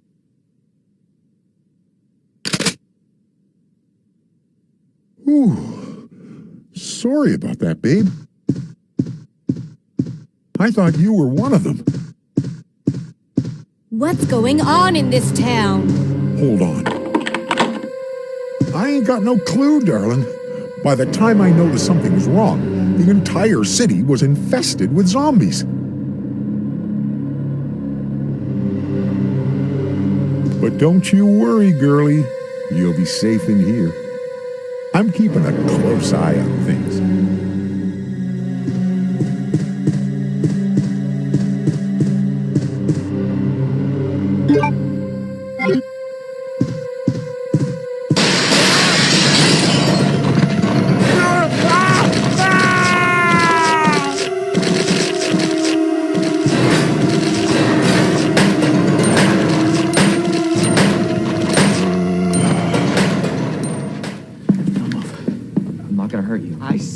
Don't move. I'm just passing through. I'm gonna ask you to lower that weapon. I kill you are. You're gonna turn around and go right back out the way you came in. I think your daughter needs help, sir. Don't tell me how to deal with my daughter. Drop it. No! Wait! Step aside. We need to terminate her before she turns. Terminate? Fucking daughter. Ada. Just let them be. Now, Ma? Sweetheart, I told you to stay put. Daddy? Daddy's here. Okay? Those fucking things outside. What they did to us. You're a cop. You're supposed to know something. How did this happen? Huh? She was our sweet little angel. Mommy. I was sleeping, honey. Okay? And I'm gonna put you to bed too, okay? Emma.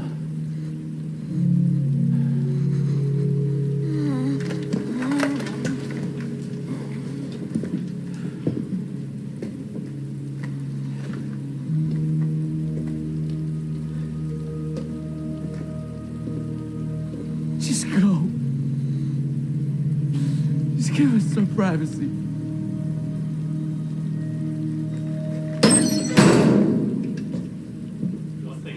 Is like you encounter the body and you can inspect all the bodies for like ammo.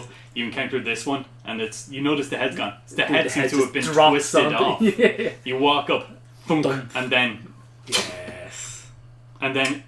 character control is taken away from you for a second while you back up like what the fuck. It's reminiscent of the scene in 1 when the hunters first come into it. Yeah. And when you come in from the guardhouse level into the main house again, and there's one hunter just stood there next to the screen and he's staring at the screen.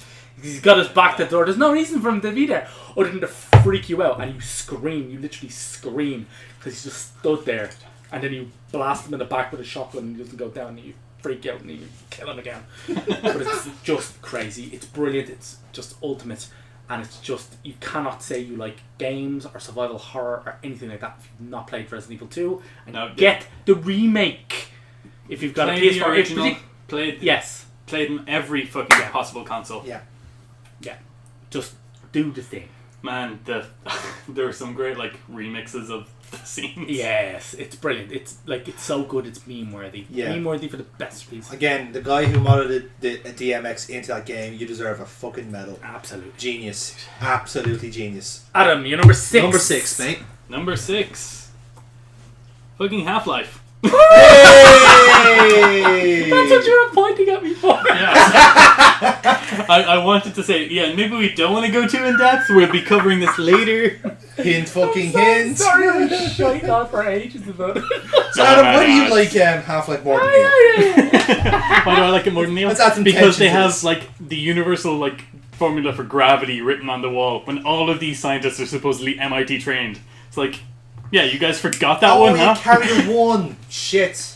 Yeah, Always do that. He's meant to be a theoretical Physicist, yeah, but yeah, you could just ice people, but fucking. I'm just going to start referencing Freeman's mind jokes from this. Like, he was like, if this guy is an MIT level scientist and he's not some sort of fucking savant, Yeah. he must be thinking this. It's like, oh, you guys are having trouble remembering this fucking one? It's like, I'm the only scientist who can do a pull-up here, so suddenly I'm the one that has to do combat training.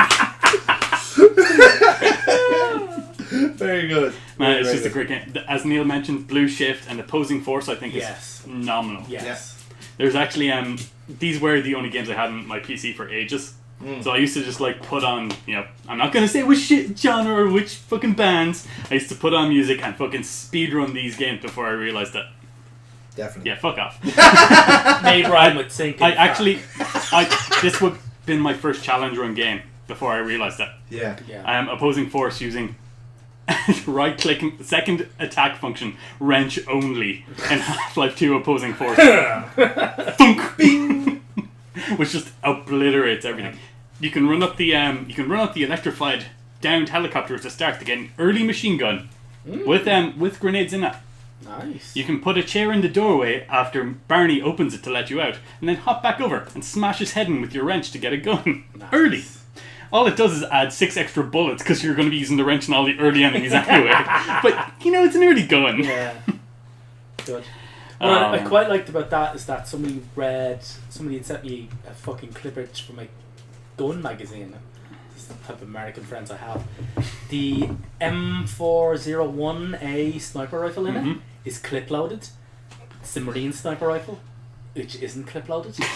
But then they later developed a variant, the A5, based on that, which is clip loaded. So it's actually ahead of the curve. Oh man, with regards to the sniper rifle, but because they're bolt action. I have to say they're just like anyone who's played this has played it multiple times. And you can't not. They know beat for beat what happens. Yeah. So I'm just going to mention like the head crabs burrowed into the sand, and everyone knows. Oh, you go through the rock, you find the 3 med kits, you pick up the 3 batteries, and then you hop down the fucking sewer pipes back into the facility. Or crossing the dam. It's like, oh fuck, we're getting mortared. Which means that you have to jump off into the shark-infested water and then fight the helicopter that's mortaring you. Which is, it's great gameplay, man. And everyone fucking loves Half-Life. If you haven't played it, you have no excuse. Go kill yourself now. Yeah. Great. When you play it, you realise how Valve were able to build an entire empire off the back of these games. And why we just want them to finish the fucking thing. Exactly. We just want more of this. This is brilliant. Give us episode 3. If not that, then just, maybe a text file saying, and then Gordon won. Yeah. Just Kate there on his old typewriter. It's just going, exactly. Meh. Just, the problem is they're earning more money off Steam than they could ever make developing. Absolutely. Why would you bother? Yeah. So. Still, not on the downer. Nope. Half-Life is amazing. Yeah. And, it's, I don't care what the name implies, it has enriched my full life. No, absolutely. Like, it birthed a very large part of my gaming life. Yeah. And now Jonathan has to play it. Yes, I have to. But it's number 6, won't be Half-Life because he's a gimp. But what is it? Well, it's a LucasArts game. One I would believe is the LucasArts monkey game. It's the monkey game, Secret of Monkey Island. The first one, still the best. There's no denying it. It is by far one of not the best point-and-click game ever made. That's coming up. Jesus.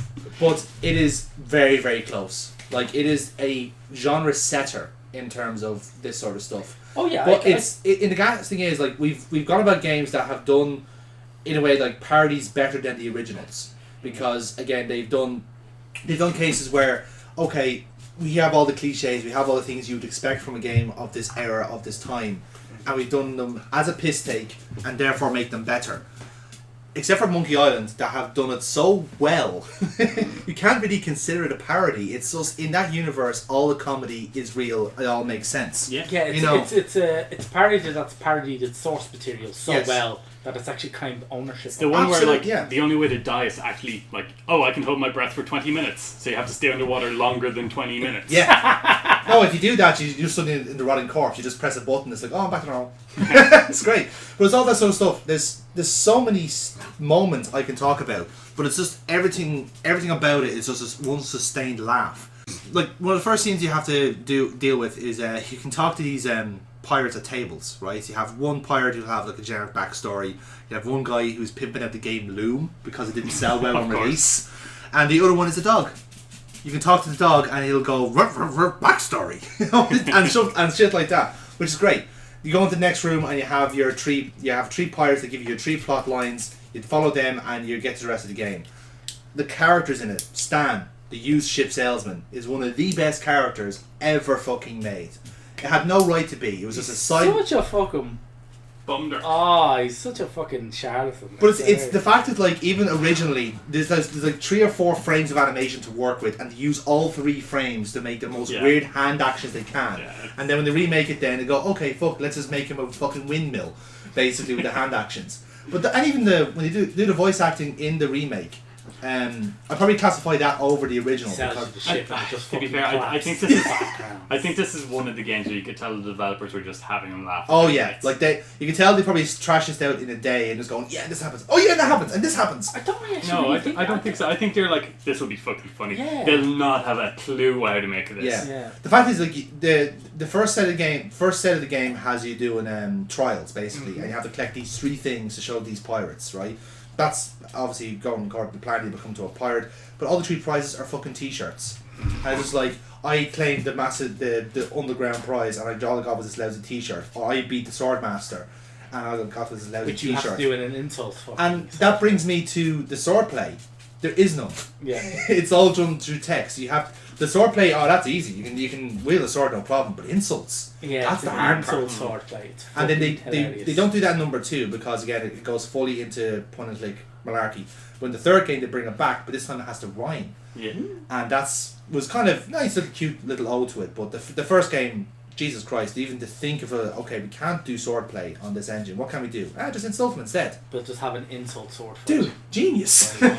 This is great because it makes so much sense. I mean, if they're following the source material of those, like, I suppose, like, if you kind of like use Hook as your example of a movie, it's like, oh, the swordplay, yeah, the actors are doing that, but it's the dialogue between them. That's what's making the scene. Yeah. So they're using that sort of aspect, and they do it a few times in the game, where it's just like that kind of weird dynamic between the Chuck and Guybrush. You know, it's like, okay, it doesn't matter what's happening. What they could be like, throwing fireballs at each other, but it's the witty repartee. That's what's making the game.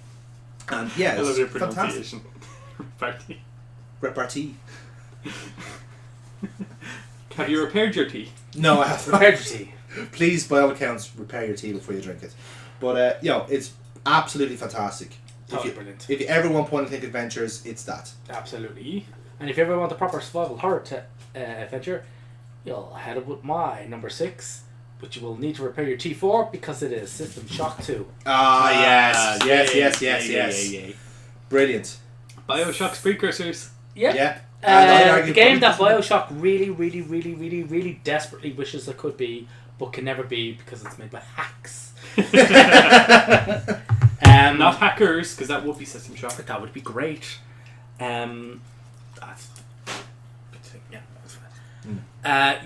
System Shock 2, we've already waxed the lyrical about it because I think it's been on both of your lists. Not mine, actually. No. He's had BioShock, you've had BioShock Infinite. Yeah, I did. I haven't had any BioShocks in mine as well.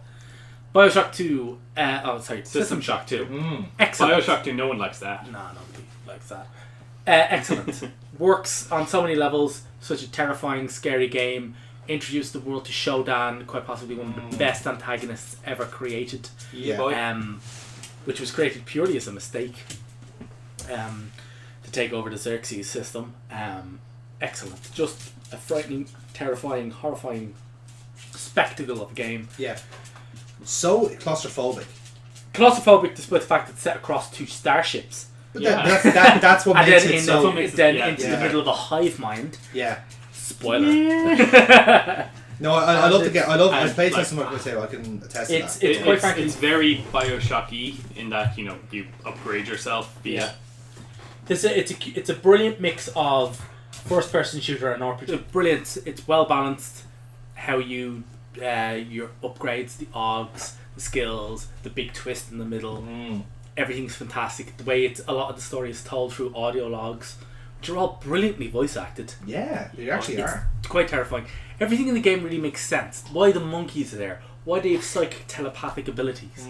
Why the fucking the hybrids there? Why they have abilities? The cyber ninjas, everything like that shit. Yeah, it all makes sense. It does really properly make a whole lot of sense, and it's fan-fucking-tastic.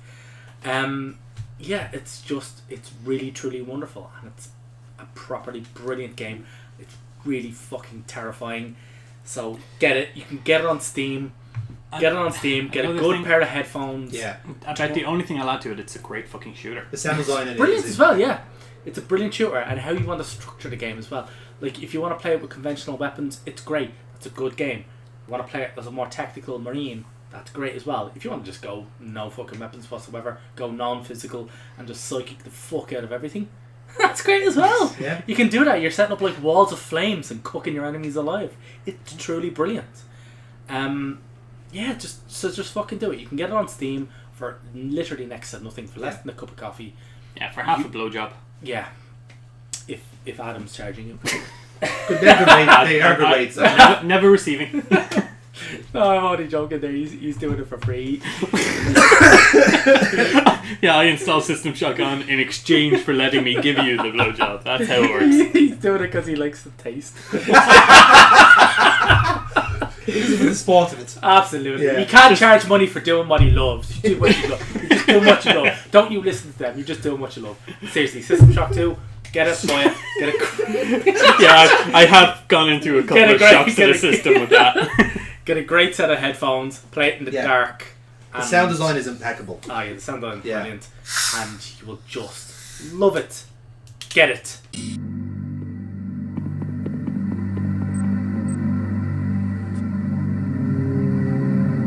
The Polito form is dead, insect. Are you afraid?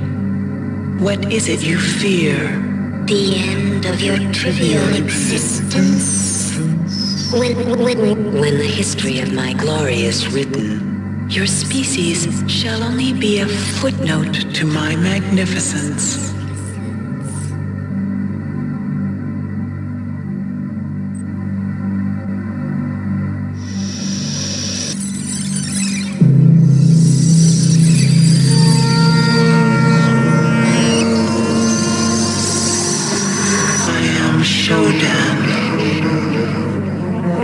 Adam. Number 5, mate. You're number 5. We're now into the spear tip. Quite a bit of deliberation for what gets into my top 5. And then what order they're in. These are the 5 games that will let you judge me based on. Number 5, Vampire the Masquerade Bloodlines. Yeah, it was going to be there. Surprisingly low. I know, for me. For a game that I know you were actually clinically addicted to. A game that you've got a medical cert stating that I've you must played all of the clans for, and then when I ran out of clans, I downloaded a patched mod that had more clans. Yeah, no, it's a great game. Flawed masterpiece has been described as. Yeah, it's one of those PC games that everyone it's the first that comes to mind when it comes to those type of games. Oh man, the fucking the myth of anytime someone mentioned it, someone will reinstall it. Yeah, it's true. I have I got first time I got it was physically. I got the 3-disc box set. Found it cheap online, and I was like, Bloodlines. I've heard that's good. Got it, and I was like, this isn't working. Left it for a year. I was like, dude, you're meant to patch the fuck out of that. Oh, okay. Download patch 7 or whatever. Still being patched to this day. Still being patched to this day. Every month. Great. It's a fan community. It came out at the same time as Half-Life. Literally the same time as Half-Life 2. Yeah. On the same engine. Without any of the fucking support for it. So it doesn't run. It just doesn't work without the patches. Yeah. Said though, it's a game that doesn't work has such a fan following. Yeah. that has to tell you that it is worth fucking playing. And a lot of now the fan on the way following, as a lot of the fan following comes from the first game because I bought it off the back of Redemption. Oh, okay. I haven't Which played was Redemption. the very first game. Yeah. And that was quite curious because what that did is, by the way, the graphics for it was ridiculously advanced at the time. So that had kind of like your party, the disembodied heads were on the bottom of the screen, kind of in the thing, and if they died, they just wall about it. It was just, it was kind of like the Doom face, but in perfectly rendered 3D. Yeah. And then for different states as well, for your party as well. And that was quite good as well, because that spanned over a huge amount of time. Because it started off in medieval times, when you were. Oh yeah, and then you come up to the modern nights. Then you turn up to the modern time after you get buried in a castle that collapses when you attempt to kill the vampire. Sired you. You're at the head of the tribe that sired you. Yeah. But here's the thing: is like this is one of those games that's based on an RPG, so there is a lot of fucking wankery jargon in it. Yeah, so much wankery. Like you are a neonate, which means you are a newly fledged vampire. Yeah, who's the character sheet is yeah. a vague example of that. Yeah, the opening is like, yeah, you can spec out your own character. Yeah. Or you can answer questions and let us determine what you. Oh, you're always a Malkavian. That's the thing. Like the Malkavian run is what really gives it that. Oh no, that's the thing. It's like it's 3 separate games in one. The whole thing about this is you play through the game and the dialogue options are based on your own character. But then the fucking game has 3 different like things that were all the missions are the same, but they're recorded 3 different times based on whether you're a normal vampire or one of the normal classes that have just different combat mechanics. A Malkavian who's batshit insane, and everyone that knows about vampires is like, oh, fuck a Malkavian. Yeah, they did like, oh god, a Malkavian. Oh, Jesus, I did not have to deal with this today. And it's like, shit, I really like you because you're helping me. I'm just worried that you're starting to make sense. And then a fucking the Nosferatu, which are these hideously disfigured monsters that break the masquerade by existing and have to have an entirely separate mode of travel because they can't take a fucking taxi. Yeah, they have to go through the sewers, and then like there are sections of the game that are just locked out depending on what vampire you're playing. Yeah, and it's brilliant.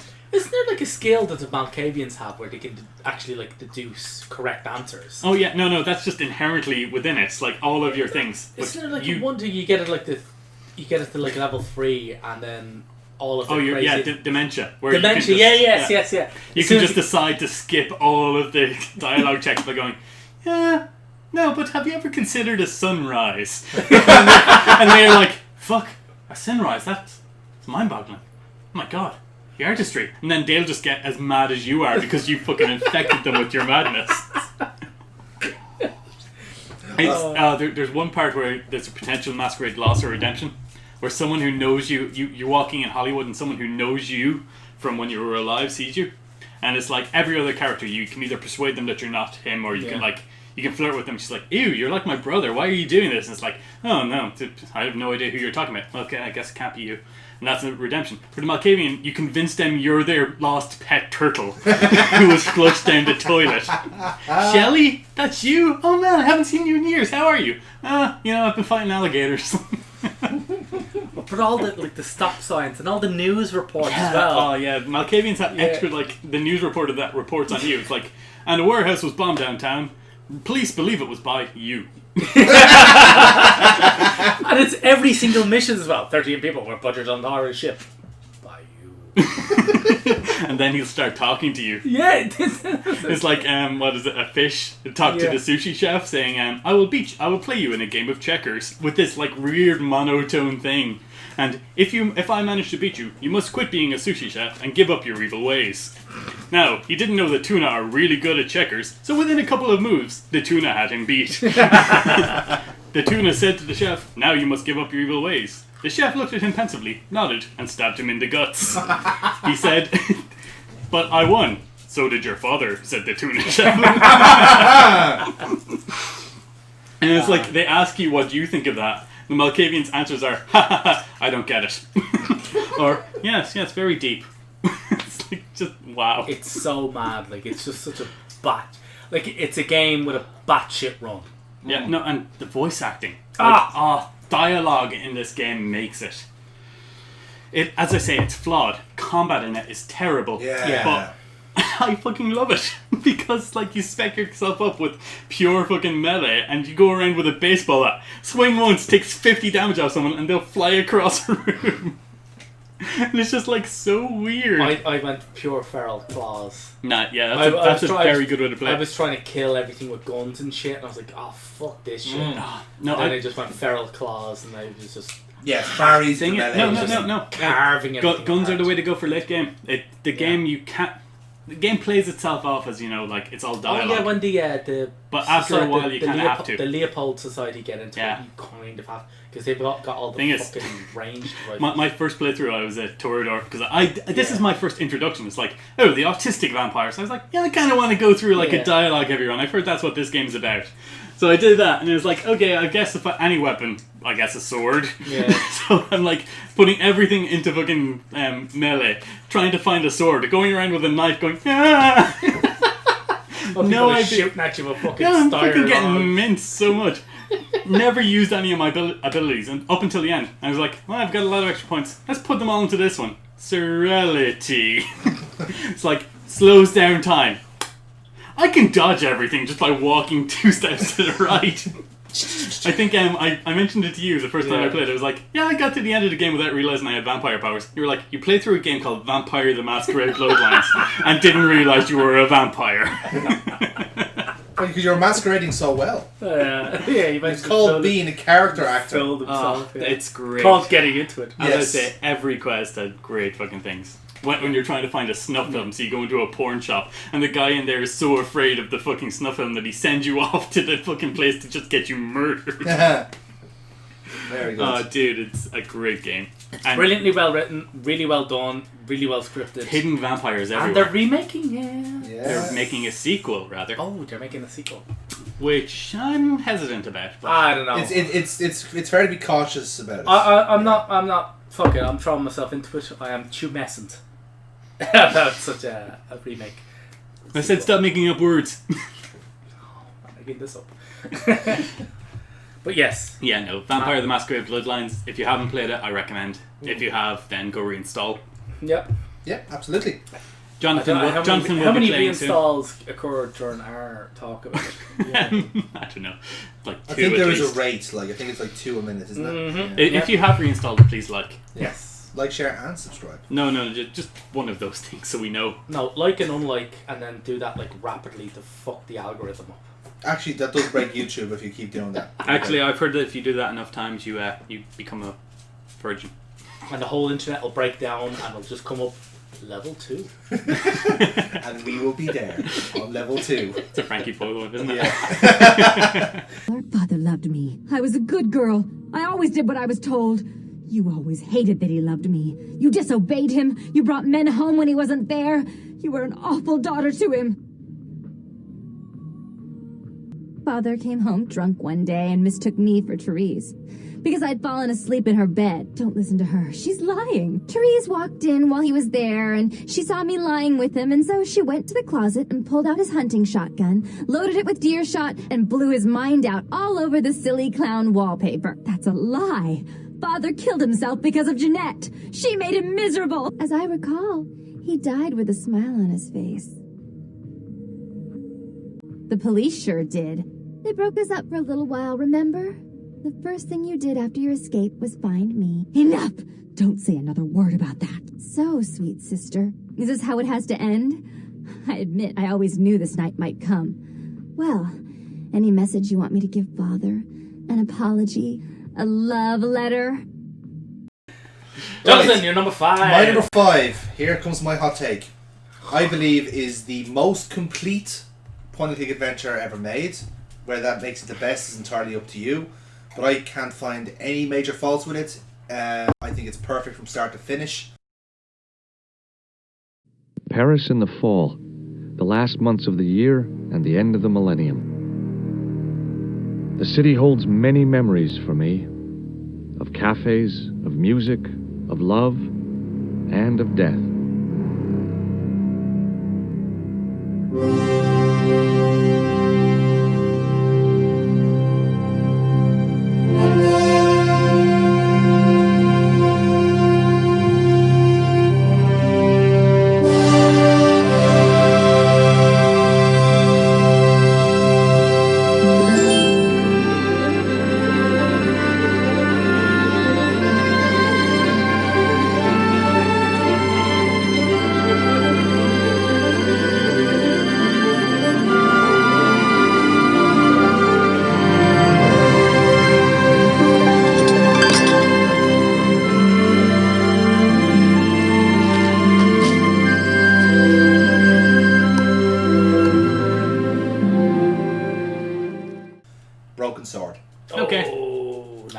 the best point and click The game first ever made. one? Yeah. First one. Are we talking about the one with all the additional Nico No. scenes? Or? No, I'm talking about the original. The original Broken Sword. The director's cut, I feel, takes away from the original. Wow. And that is a hot take. That is a hot take. I'll tell you why I... Smoking Mirror, isn't it? No, there was Shadow of the Templar. Shadow of the Templar. Smoke and Mirror was the second game, So- which was actually... What do you do with the penlet at the end? There's nothing, it's a red herring. It's a complete red herring. It's the only red herring in the game, though. There's right? a few. Well, it's in that area where you just keep digging through dirt until you find what you need. You have to do it like 4 times. Oh, okay. It's the only thing you can interact with in that area. So it's like, I'll keep just digging through dirt. Pen lid, coin. Ireland cog. is a great scene in that. Yes. Oh, I was gonna say that.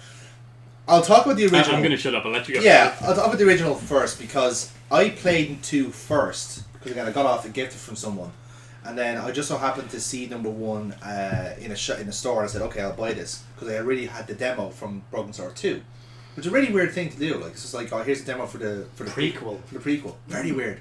Virgin Media were weird like that.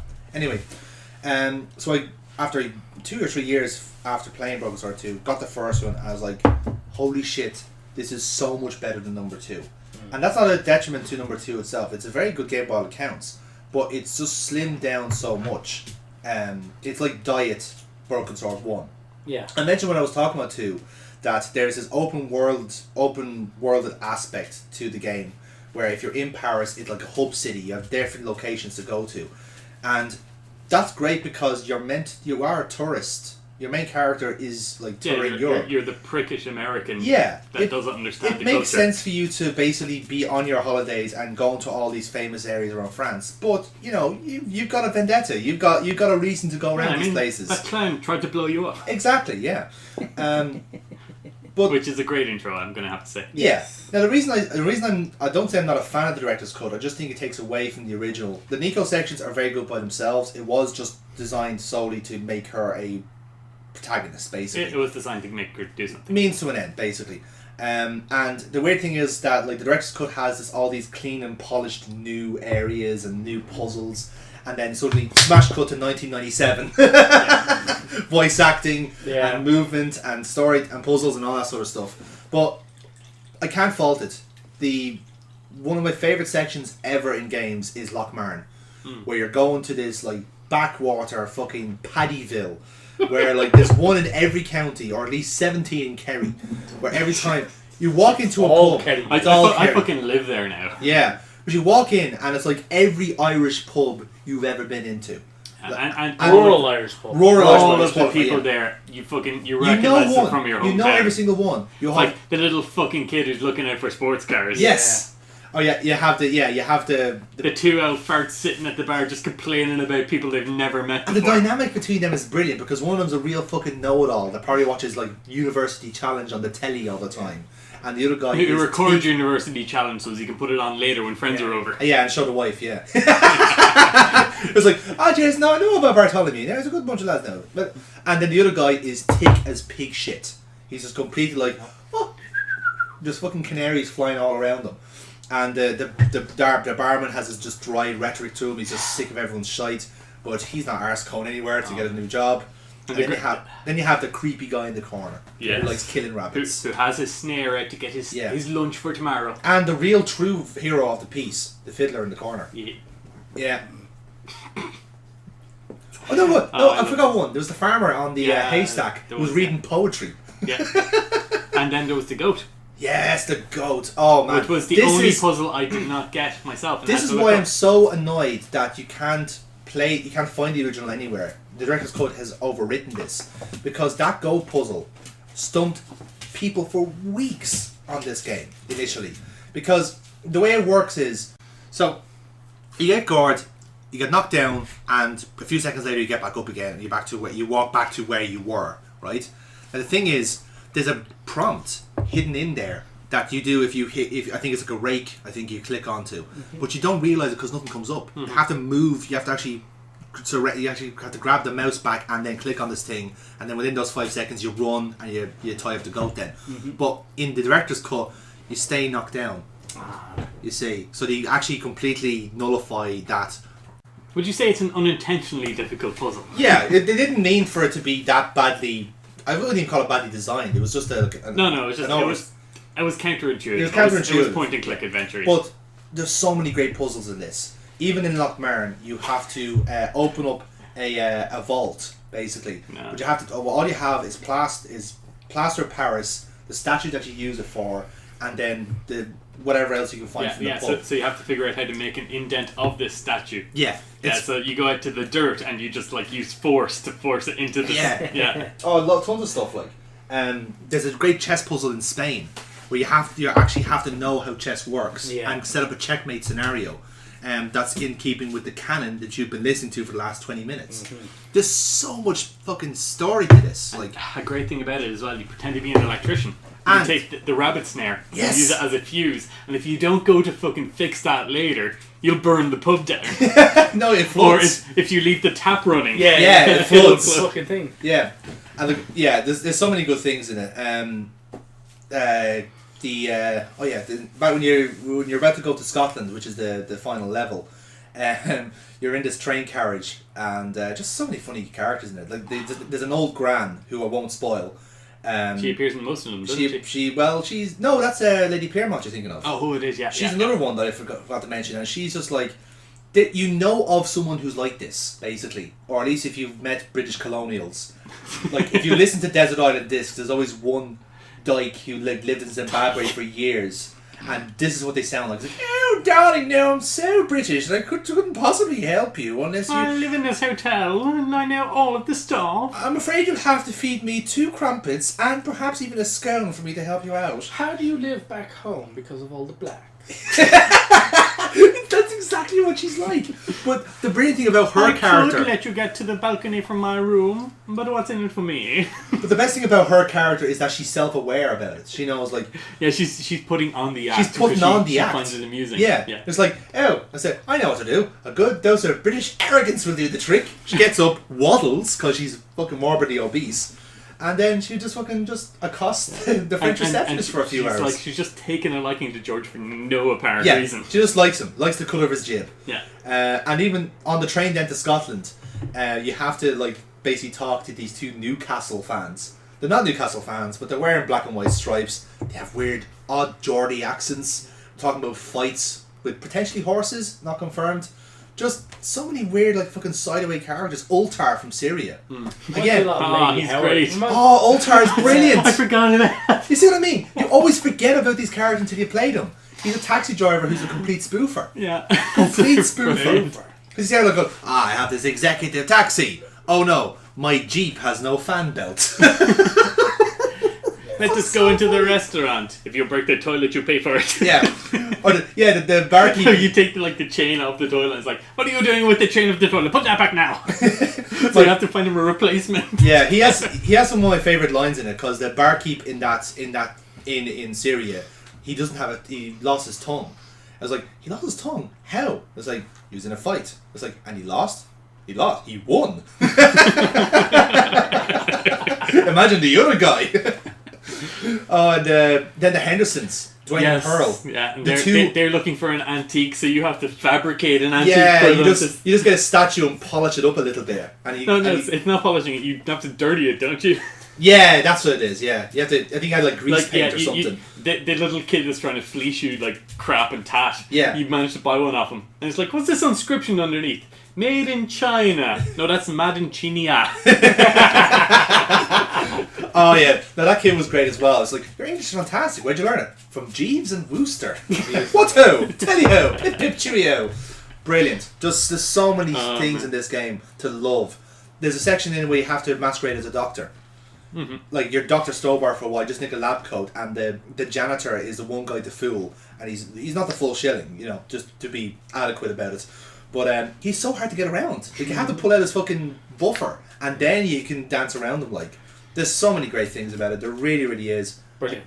It's such a shame the original is so hard to find. It might be on abandonware somewhere. Even if you can't play the original, I would. The director's cut is fantastic as well. Yeah, get him to GOG as well. Yeah, just brilliant. It's one of the best games ever made, in my opinion. Mm-hmm. Yeah, one of the best written, anyway. Neilio. One of the best written. Number 5, man. Well, we've not got a lot to say about number 5. It's already appeared in a couple of our lists, I reckon. The pinnacle of survival horror, and it is Silent Hill 2. Nice. Yeah, I've mentioned that. Yeah, you have. This is a fantastic game. Amazing. Unbelievable game. So terrifying. If you're into... No, it is if you've got anxiety.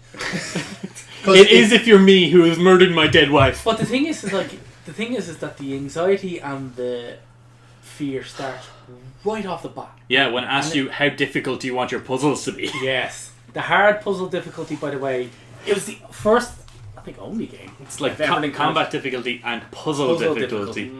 And the disparity between normal and hard is a fucking gulf. Yeah, you need to... Okay, normal difficulty, find the Shakespeare novels and figure out the puzzle. Hard difficulty, have an in-depth knowledge of Shakespeare so you know what the puzzle is. 5 different Shakespeare plays, because it references the number of witches in them. Yes. And that's the number of the code. Anyways, it's fucking brilliant. Even on the hard puzzle difficulty, it's fucking excellent to get to it.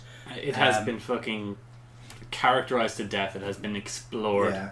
Like, there's not much we can add to it that way. There's not really... But what I loved about it is that it starts from the start. The fear starts from the start, and it never lets up. No. And it starts right off the beginning from the gravel path that you're walking to town. Yeah. And it goes on for about 2 minutes. You're in the middle of a fog, and all you're doing is walking down a gravel path.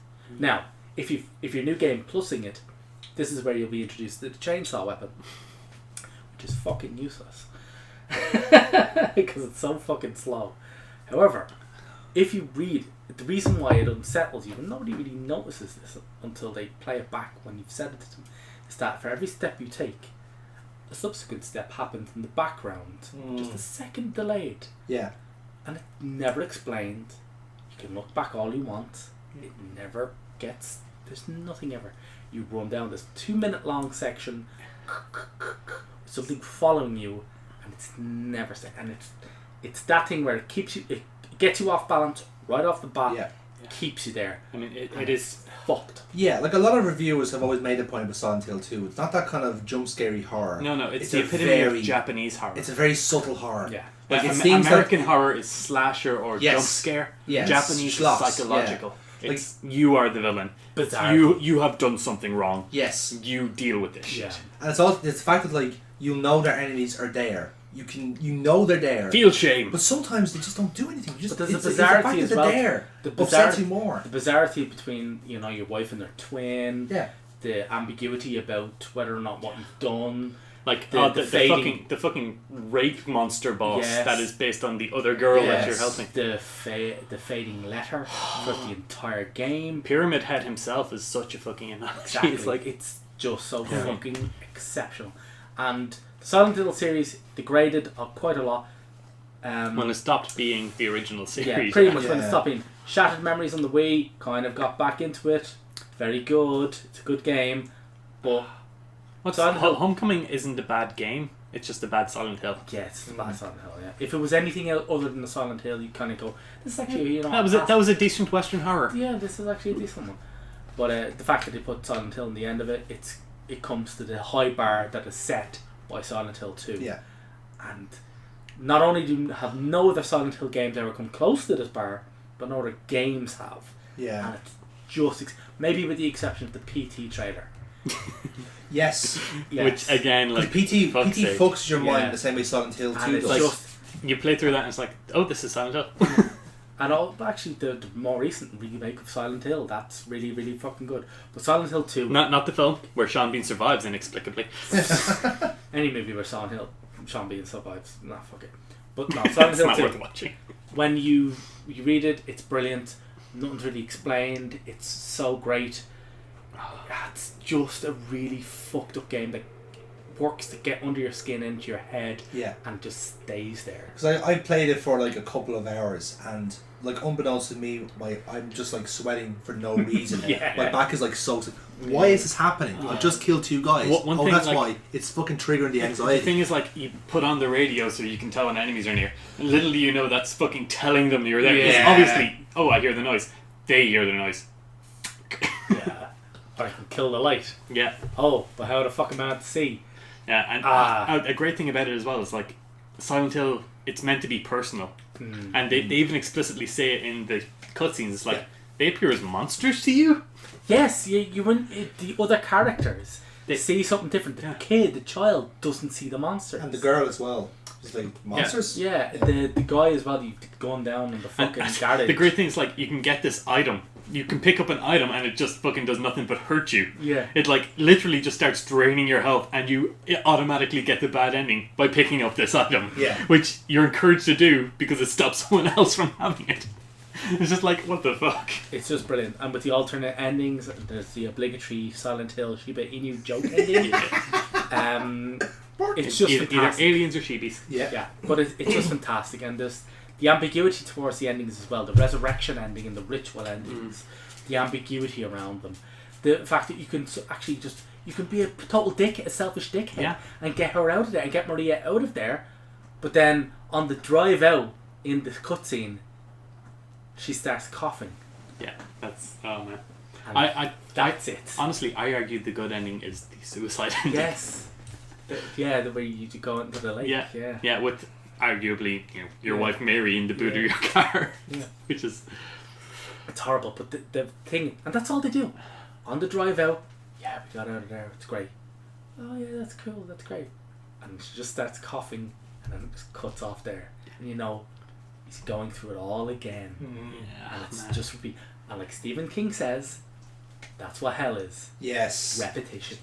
Hell is repetition. And it's just brilliant. It's got that nuance that not a lot of Japanese movies and games have. Yeah, it's a perfect blend of getting everything right. I mean, fucking excellent. Silent Hill 1, fantastic. Yes. Yeah. Oh no, this is not disparaging the other ones. 2 being its own thing, I think helped it so much more. Yeah, if it was a sequel, like 3 coming back. Yeah. If it was an outright sequel, it wouldn't have worked. 3 is the outright sequel. Yes, I quite like the fact that they've made Town the antagonist, rather than anything else. Absolutely, and the fact that the idea of it. The fact that the town itself morphs depending on your own needs. It's trying to help these people by the looks of things. Like the good ending is always you beating really yourself. Horrible mirror, Yeah. Any case, number 4, Adam. Number 4. Sharp end now, lads. Getting into the sharp end, one of the games added to my list since starting. Bloodborne. You guys were surprised when Dark Souls didn't make the list. This had to. Yes. Oh man, what can I say about this game? I have fucking orgasmed over this. Dark Souls, when they've stripped out the defense mechanic, is how it's been described to me. I wouldn't even say that. It's Dark Souls where you're the fucking monster. You're the hunter. It's like it's framed in such a way. Like, I'm going to talk you through how I initially started playing this. So I came off this after finishing Dark Souls 3. So I played the later game and that had been heavily influenced by Bloodborne. Yeah. I was like, okay, so now I should be set for Bloodborne. Go into it, get fucking my ass handed to me 6 ways to Sunday in the opening town multiple times, and then I was like, I'm just gonna fucking go ham and just hit the fuck out of this guy. I'm getting frustrated. Kill the fucking big boss that was just playing with me. I'm like, I need to be aggressive. I get my rally so I can literally heal up all of the health that I lose to a single hit. As long as I only tank to 1 hit, I'm fine.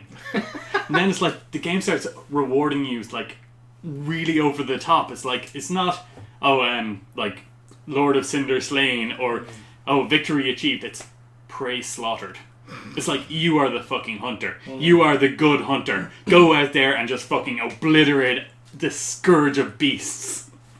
And it's just like, you start fighting these monsters and you're just like, yeah, they're in the way. It's like, oh man. And as I say, I played through Dark Souls, so this is not a brag because I was way over leveled. Most of the bosses in the game I got through first try. Or if I was killed by them, I was like, that was a bit bullshit. Second try, beat them. Yeah.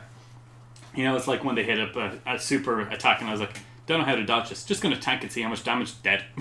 Then I started doing the bonus levels, which are the chalice dungeons. Things you don't have to do because these are New Game Plus within a normal New Game. Yeah. And you're fighting through them, getting New Game Plus blood echoes. And I'm like, I'm just sinking all these into levels because I want to fight the super boss. It's like, super boss beat. Okay.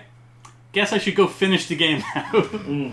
Take on the last boss, and it's like, I just parry riposted him twice and he died. And it's like, there's the moon presence. It has a Sephiroth style, like one winged angel attack where you get 1 heart. Yeah. You get 1 point. But the thing is, it also has a rally function. So as long as you're fucking aggressive, you get all your health back. So yeah, I fucking love this game. I spent maybe 20... Oh no, I actually have 40 hours on my first playthrough. And I know because it keeps track of that. I started up a new playthrough because then I bought the DLC. I got up back to it with the weapon I have, and the DLC is still kicking my ass. And I've played this game recently, so I haven't finished the DLC, and it's made number 4. The Old Hunters DLC. The Old Hunters, yeah. Yes. Yeah, fucking... I'm past Maria, the Astral Clock Tower, to anyone that knows, and I'm now fucking just loving it. Fantastic. Yeah. It is fantastic. And to be fair, like, this game has been on your list for so long because you obviously you're obviously a fan of this sort of genre as well. This game, I recently played it. Yeah. That's the thing, is like, okay, so I'm going to say this now, I recently finished my fucking PhD, which freed up a lot of time for me. Yeah, that's the thing. Yeah. And then I was like, I'm going to go back through my backlog, and I just started playing Bloodborne, and I was like, this ticks all the boxes for me. Yeah. It's the right tone, it's the right genre. I'm kind of into fucking gothic things. I'm really into, like, you know, vampirism. So you can see the fucking, like, you know, you're drinking blood here. Hunters are vampires. Exactly, yeah. You know, you're drinking Elder God blood. You're fighting Cthulian monsters. Yeah, this works for me. It's fucking great, man. And then it's Dark Souls where you're empowered. I fucking love that. It's such a welcome change to be the monster in the story. And I highly recommend Jonathan plays it, because it's not a game that he would like at all. No, it doesn't sound like it at I all. probably could get it through because I played Sekiro. Yeah, I need to play that soon. I'll give it to you. We'll swap. Okay, let's go for it. Because Sekiro was pitched to me as kind of Bloodborne and Dark Souls, kind of the midpoint between it. So in Sekiro, they heavily promote this kind of notion of aggressive defense, whereby you have to pour it on and then parry and then riposte everything. Yeah, and that's all it is. And every time I hear somebody describe Bloodborne, it always triggers in my mind the nightmare that I went through playing Sekiro. Yeah, it's funny that you should mention Nightmare, because the nightmares in this game are great. Fucking hated Sekiro. And so, because I bought Sekiro because I'd always wanted to kind of get into the Dark Souls, and they made a samurai variant Dark Souls game. It's like, well, if you're going to get me the Dark Souls genre, this is it. Yeah. This is how you do it. Fuck Westerns or Lovecraftian. No, give me samurai. That's my trigger. That's my box. Yeah. And but didn't work. No, Bloodborne I highly recommend, man. It takes a while to get into. As I say, I was fucking handed my ass to me for the first 2 hours until I got it. And once you get it, it's like... Well, much like the thing is, it is something you're going to love or you're not. But that's the genre generally, you know. As I say, it's like... the game never got easy. No. Me taking on the bosses like first time was all down to I'm playing aggressively, I'm using the hunter's tools, I'm not taking any chance with this, I'm planning, I'm preparing. You're doing it a certain way, yeah, exactly. Yeah, oh man, it's great, and the lore to it as well. Yeah. Anyway, this is enough wanking over From Software. Indeed. So I'm going to lower the tone a bit with my number 4, but as per usual. But I will say, why do you even show up to these? Because I run the channel, and I'm here, and it's my house, and my dog. How is she doing, by the way? Yeah, Neil's keeping the puppy quiet. She's trying to. He's given her a hush puppy. She's got sedatives. Well, let's hope so, anyway. So, lower the tone, my number 4. Objectively, one of the funner games you get on the PS2. The Warriors? No, it's not. But made by the same people. It's Grand Theft Auto Vice City. Yeah. It's fun.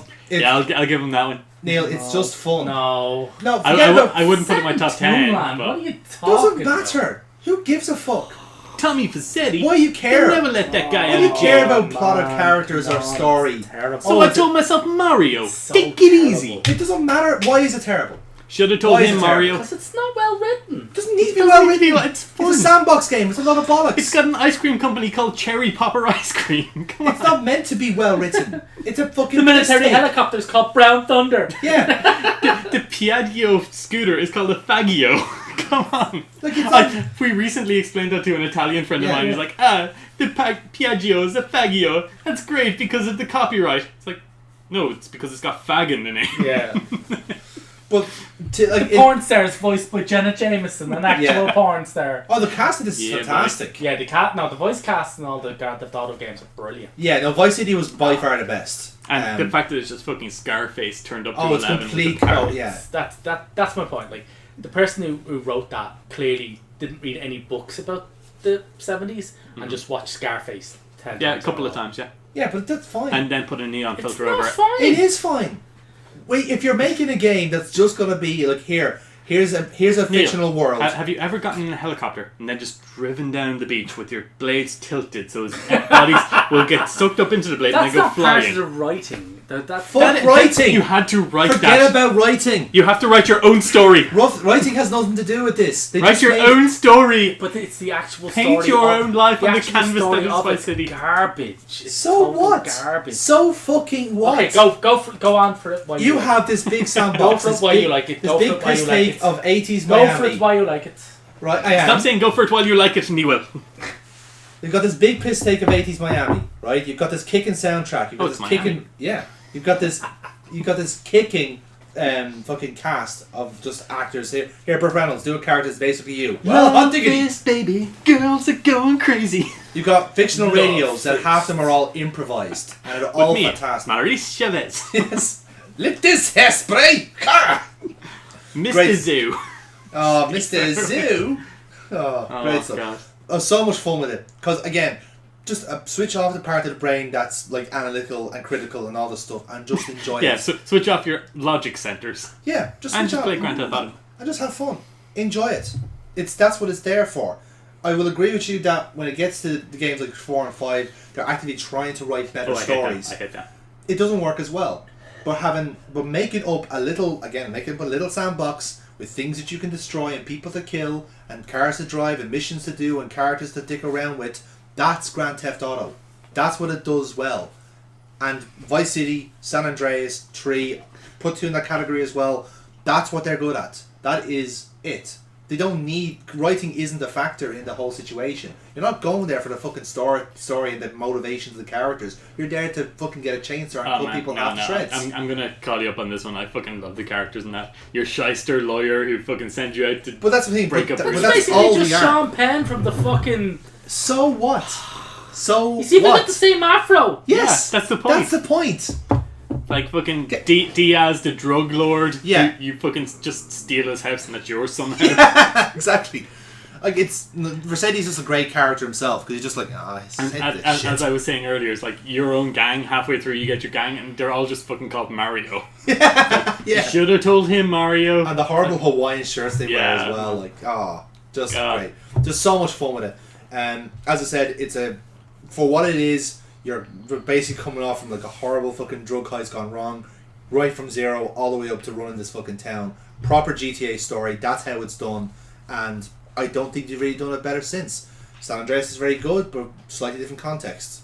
In Vice City, just great, really well done. Great soundtrack, as I mentioned. Just every radio station has hit after hit after hit. Especially the soundtrack's great. Especially Espantoso, like that just bangs straight away. Like, you know, if you're into that sort of thing. I'm not.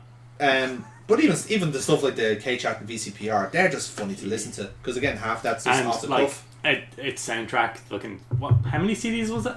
It was like 7 or 8. 8 CDs, and they're all fucking amazing. Well, I think each CD was the radio station, so how many it was like in the game. And like it has some fucking classic 80s songs on it that I'm listening to them. Like my dad will put on a song in the car and it's from his fucking generation, and he'll like, yeah, it's a great song. I'm like, yeah, I love it too. Yeah. Not mentioning where I've heard it. Yeah. Not mentioning why I like it. But no, it's great. Just so much fun. I'd say probably the best GTA game ever made, and probably ever will be made because that's the way they make them now. Yeah. They're not going back to the old style. Okay, so we'll let Neil get all of his anger out before he reads his next entry. You fucks! Number 4 is Deus Ex. Yay! Appointment to FEMA should be finalized within the week. I've already discussed the matter with the senator. I take it he was agreeable? He didn't really have a choice. Has he been infected? Oh, yes. Most certainly. When I mentioned that we could put him on the priority list for the ambrosia vaccine, he was so willing it was almost pathetic. This plague, the rioting is intensifying to the point where we may not be able to contain it. Why contain it? Let it spill over into the schools and churches. Let the bodies pile up in the streets. In the end, they'll beg us to save them. We've had to endure much, you and I, but soon there will be order again. A new age. Aquinas spoke of the mythical city on the hill. Soon, that city will be a reality, and we will be crowned its kings. Not better than kings. Gods.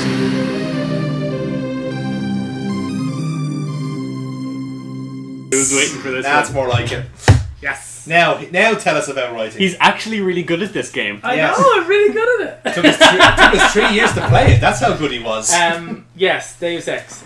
Just a fantastic, wonderful fucking notion of a game. Amazing. Can't fault it. Brilliant, can't fault it.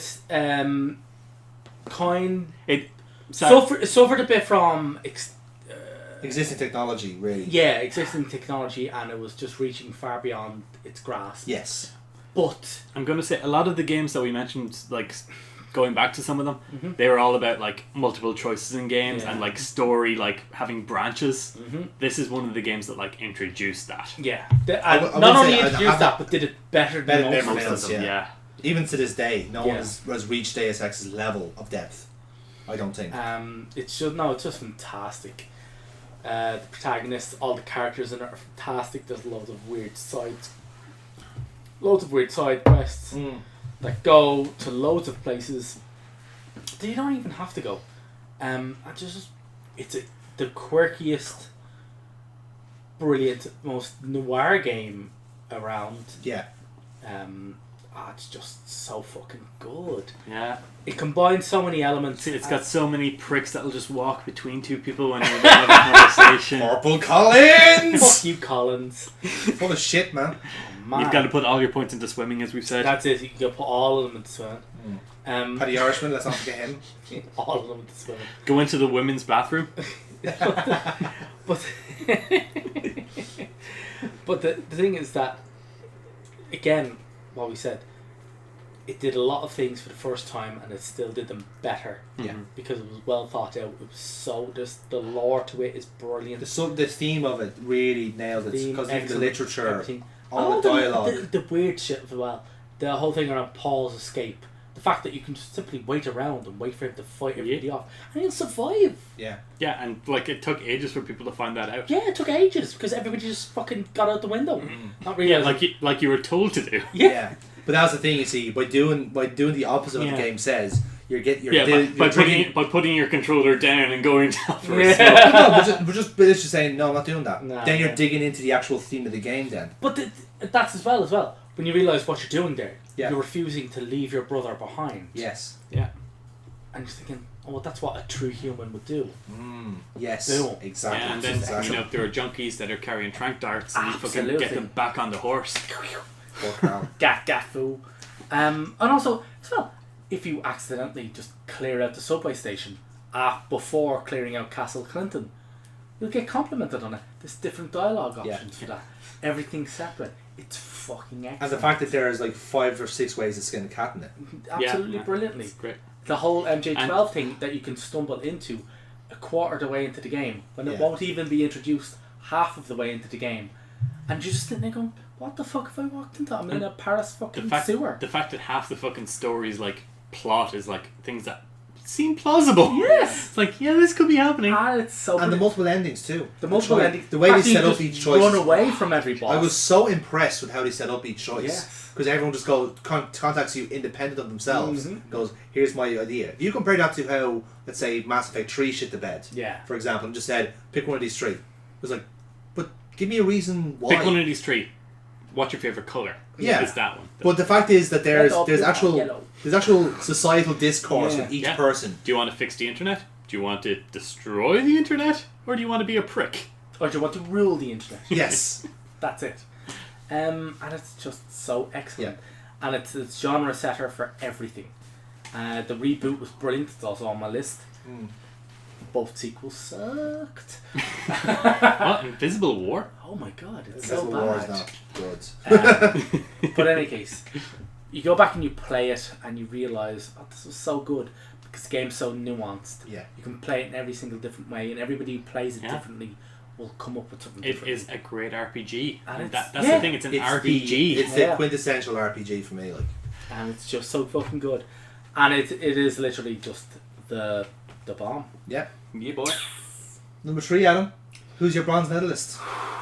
This one is going to hurt me saying one for it. the podium stuff. Yeah.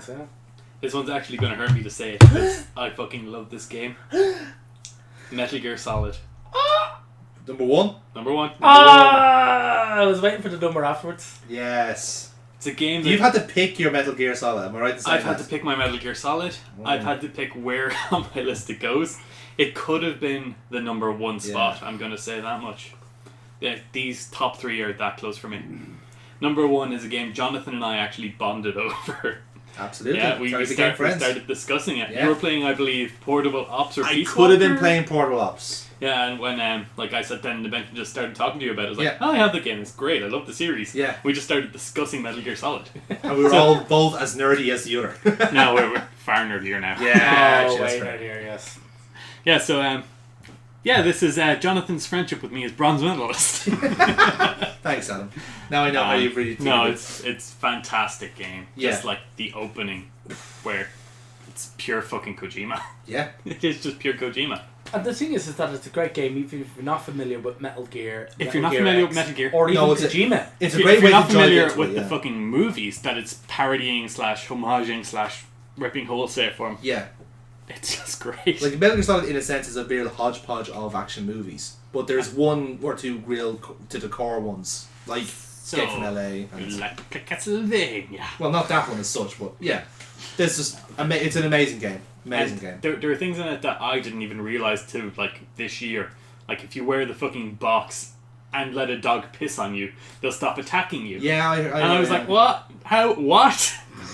What? Whoa! Yeah, because it's Sniper Wolf gives you her handkerchief, and that acts as that, but you can get the box and I beforehand. Never fucking realised. But the only way to do that is to hit Meryl. Yeah, you and then hit go into the Meryl, box, and then she'll wolves whistle hate for you. the dog to piss on you. And then you can wear the box and you don't get attacked by wolves. Yeah, and I was like, for this one section of the game, that's all it's for. Yeah, that's it. It's amazing. But it's only because if you don't want to feel like hitting Well, it's similar to, wasn't doggos. there like a section of Metal Gear Solid 3 where you're in a dark cave? Yeah, and your eyes will slowly adjust. Yeah, if you just leave the controller alone and don't move after like 30 minutes, your eyes will actually adjust at the rate human eyes actually do. Again, and like for me personally, I just put like, I have to pick a number. This entire series is great. The end where you can fucking just wait him out. Yeah. Set it down for leave it for a week and he'll die of old age. That's great. Not 3, yeah. Yeah, that's right. The ender, at the end. The end, yeah. And 2 is like, it is a great sequel. Yeah. I fucking hated it when I played it, and I was like, oh, okay, I get it. Yeah, it grows me over time, like it ages well. It really Because does. You start to understand it then. And the graphics on it, fucking beautiful for a PS2 game. Yeah, PS2. Early PS2 was that actually. Yeah, man. And story-wise, the first one's like, The first one kind of sets up the formula a little bit. the first one is a beat-for-beat remake of Metal Gear 2. Yeah, by all accounts, yeah. But it's Metal Gear But Solid. also does the things where, like, now that they've had voice acting, okay, let's make it as exaggerated as you would have had. Why would you have snuck in cigarettes, Snake? I'm a smoker. Also, they can come in handy. They saved my life a couple of times. No, they haven't. Like, well, I can use them to see all of these tripwires. Can see them anyway, but yeah. Yeah.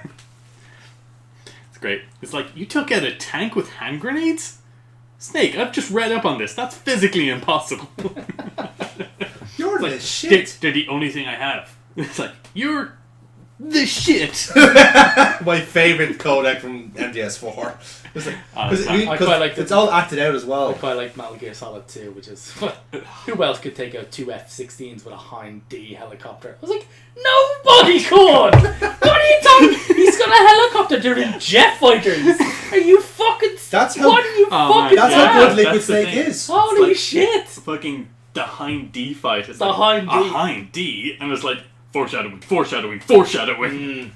Hind D. This will happen. This will happen. This will happen. That's even better. Like the Hind D, which is the anti-personnel variant of the Hind. He's taking out fighter jets with what? This thing's got chain guns and shit. You can't do fucking nothing to a god. It's called hacks, Neil. Dude, I fucking love it. And Yeah. just taking things on. It's like their whole plan was for you to take the card and figure out how it works. Yeah. He sent his own men like lambs to the slaughter. Depends on who you play, I guess. It's like, no, he was planning for you not to fucking lose. Well, to be fair, with Volcaraven, it's like survived Deco the tank battle. Octopus's thing is like, oh, you've killed them. Don't worry, I have a plan. It's like Snake will do it for us. Well, to be fair, it was going to plan, and then Grey Fox happened. What else happened? That Naomi happened. A lot of things happened. Then Decoy Octopus, because he had the DARPA chief's blood in him, Yes. was susceptible to Fox die. Yeah. Yeah. You realise he could die from that, yeah. Which only then got explained when Kojima realised DNA doesn't work that way by being the nanomachines killed them. Good old nano. Always the nanomachines. It's always nanomachines. Always the nanomachines. Yeah. It was the white blood eventually.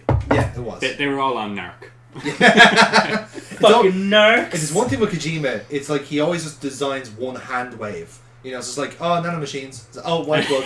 No, that is the best line in fucking Rising Revengeance. Yeah. Nanomachines, son. Fucking U.S. senator saying "Make America Great Again" as his catchphrase. Yeah. It's the ultimate Foreshadowing boss. it. Perfect foreshadowing.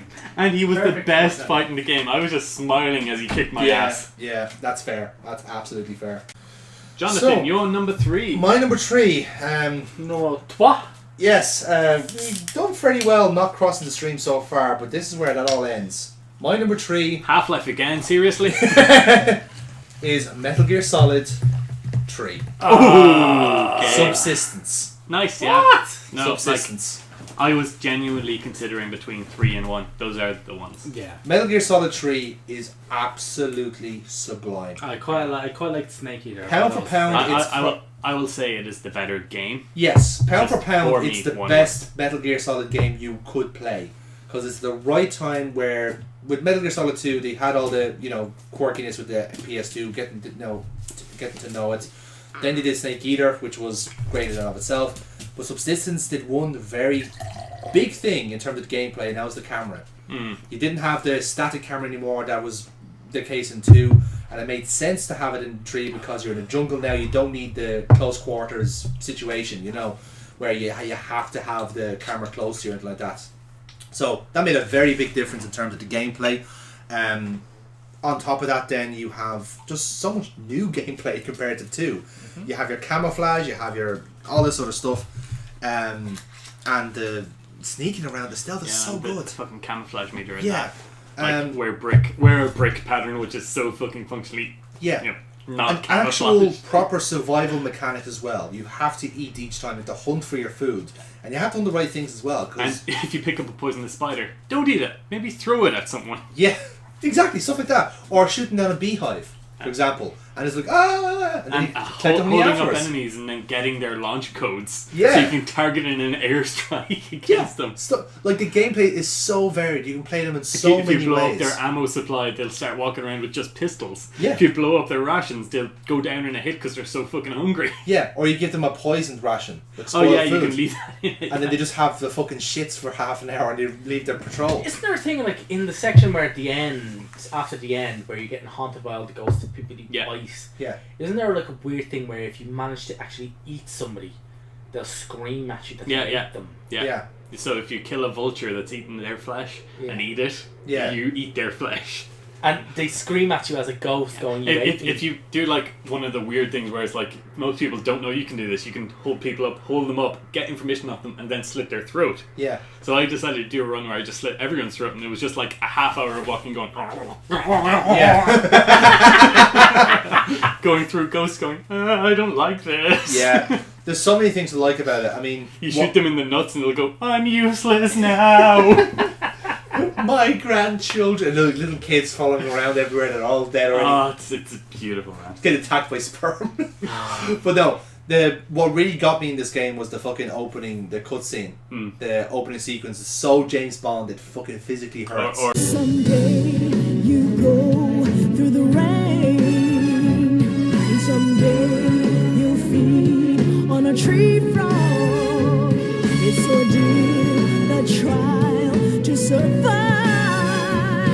For the day we see new light, I give my life, not for honor, but for you.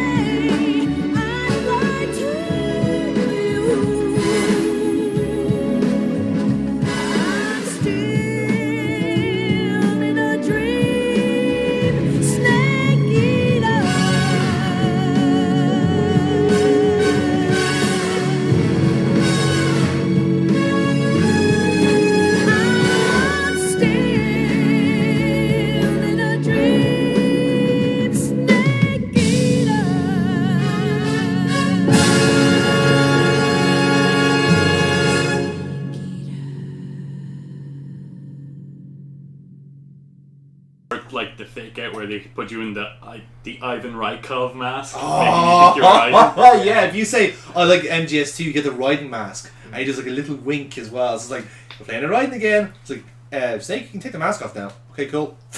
Boom, Yeah. gone. Oh man, they took the piss out of Raiden so much. The in that ability game. to fucking kill the end before his boss battle. Yeah. You can go off to like a little side area that most people miss. Pick up a sniper rifle, and then if you're fast enough, you just shoot the fuck out And of he the end fucking in a explodes. cutscene. Yeah. He'll explode and hit you with the wheel of his wheelchair, going, "Fuck you for taking off the boss." But here's the and then thing. you get the Ocelot unit instead. Yeah, but that's the thing. Like, you really wouldn't want to do that because the end battle is absolutely amazing. It's the only one that you physically can't die in. Yeah. They will just keep sending you back to prison. Yeah. Because he's using a tranquilizer rifle. He's that much of a good sniper. He's like, I just want my last fight to He be just epic. wants sport. That's Yeah. all it is. He just wants sport. The one last. You sniper killed fight. my bird. But the fact that, like, and again, it always depends on what difficulty you are, but the techniques you have to use to try and find him. You know, thermal goggles, that's easy, whatever. And I love Darkside Phil's logic, the fucking comments for that. Yes. Like, where the fuck's my shotgun? Enter sniper battle, takes out shotgun. Yeah. Oh man, watch that playthrough. It's sublime. Actually, no, watch the No, compilation. don't watch watch that the playthrough. compilation. That's even better. Hey, he beat the end in one go. It took him 70 parts, Yeah. half an hour each. Yeah. But he beat the end in one go. Unbelievable. But no, great battle because then you have to listen for his parrot. You have to listen for his. And if fucking, you take out his parrot, then he loses his spotter and he'll lose you more easily. yes, You and can then the sneak up parrot behind haunts you him, with the hold sorrow. him up, and that's the way to get his camo. You Not by can- tranking him. Tranking him gets you. Tranking the bosses gets you their Yeah. other camo. For him to get his camo, you need to hold him up and make him shake it off. Yes, you can eat his parrot, can't you? You can, yeah. Yes. Tastes terrible. Ugh, terrible. But no, great battle. I just think there's nothing more Kojima than programming in a sniper battle whereby your enemy sniper uses a parrot as a spotter that you can then shoot and eat. Yeah, exactly. One thing I've noticed here is that I'm just happy about is that we've each chosen a different Metal Gear game for our list. But that shows you how good they are on their own They're merits. all fantastic. Yeah, and the thing was a tree. The story to it is so good. Kojima has a terrible habit I of don't think I have any Metal Gears on my list. You have two. You had two on your You list. had two on your list. Yeah. Oh, I did. Yeah, I did actually. Like, he has a terrible habit of overwriting shit and making things too complicated. This one, it kind of works. This one is just James Bond. It works because there's political intrigue wrapped around it. You know, it makes sense for there to be this overarching That story. and, you know, because it's set in the past, a lot of the technology actually existed. Yeah, exactly. Like the fucking little boy bomb. It's like, the shoulder-mounted fucking nuke launcher. Mm. Yeah, it exists. Yeah. Terrifying. That Well, was a Soviet idea. And the fact that it blends the actual, like, okay, here's the Black Project and here's Volgan. Hmm. This is like, okay, which one is more legitimate to happen? Oh yeah, no, it's I fine. fucking love Granin. Just like, fucking tank with legs. That's retarded. Nice shoes. It's like, here, I have this super secret blueprint. And Why? it You said genuinely my shoes seems were like nice. spycraft is happening. Yeah. Like fucking brilliant. What's it, Eva? Yeah. She actually seems to be a spy. Yes. Yeah, she's good.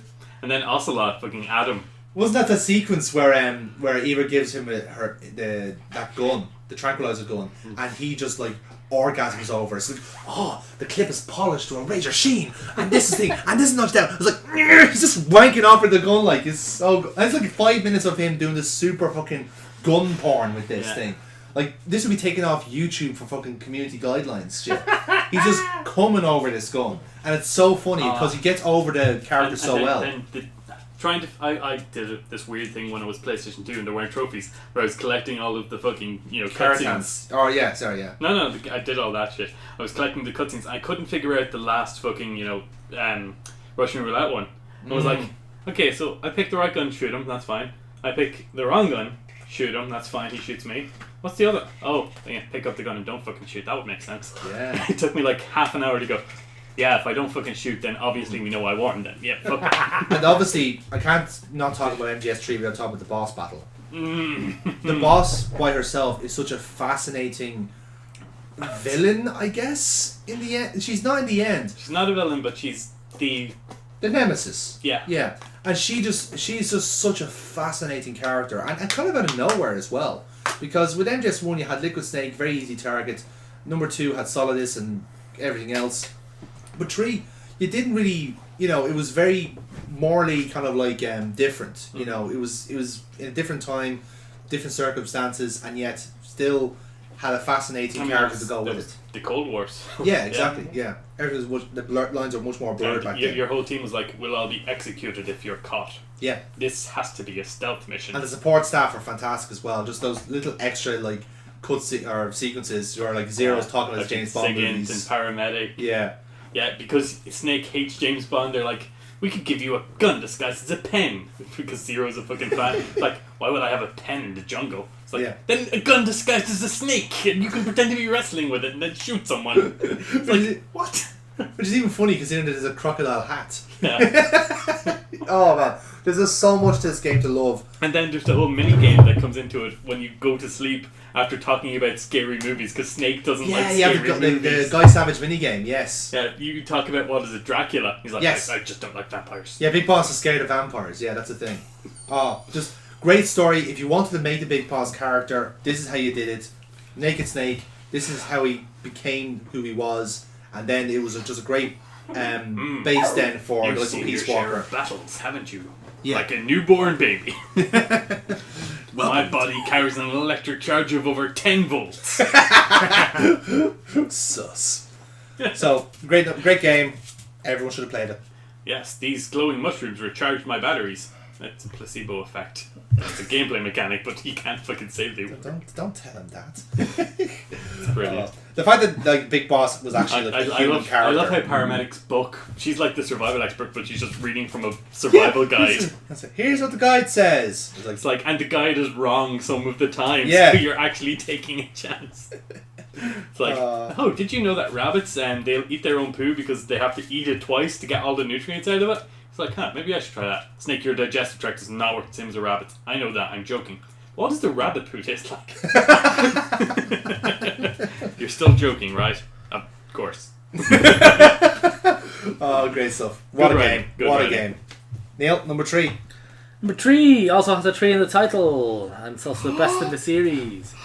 One of the most fantastic RPGs ever played. The Witcher 3. Okay, I was waiting for one of these. Yes. Was a fan of The Witcher 1-ish. Quite like 2. Loved the story, the intrigue. How do you feel about the books? No, I haven't read a lot of the books. Yeah, the author's a prick. Whatever. Yeah. Yeah. But I loved the story transition from 1 into 2. 3 takes it to a whole other level. It's fucking brilliant.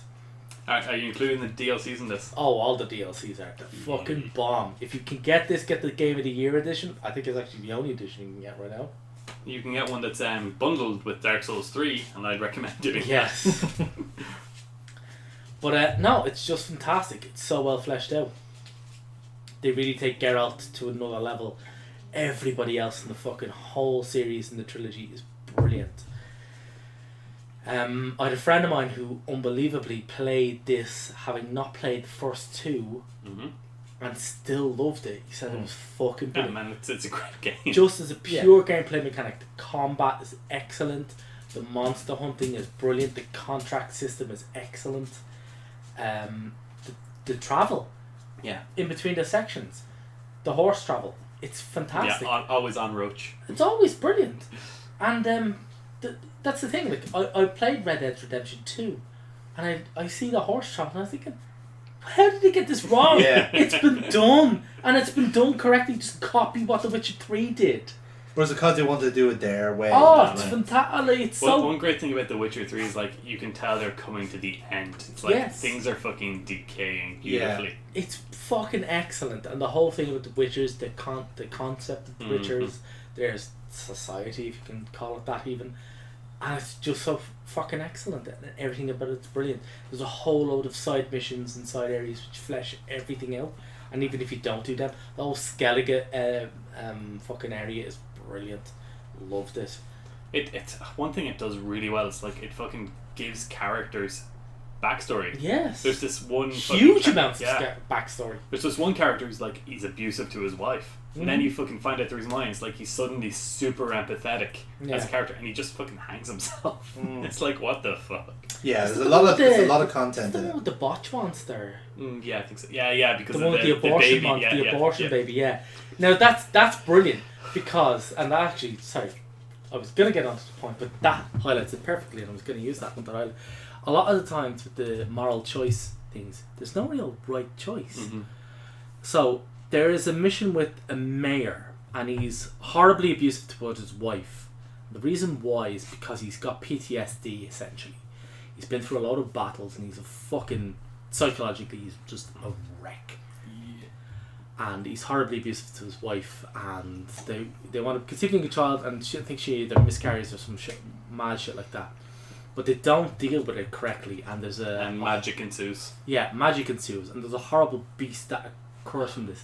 And even funnily enough, there's two ways of dealing with him, and then there's two ways of dealing with the monster. So you can actually, it's an option to let the monster kill him. Yeah.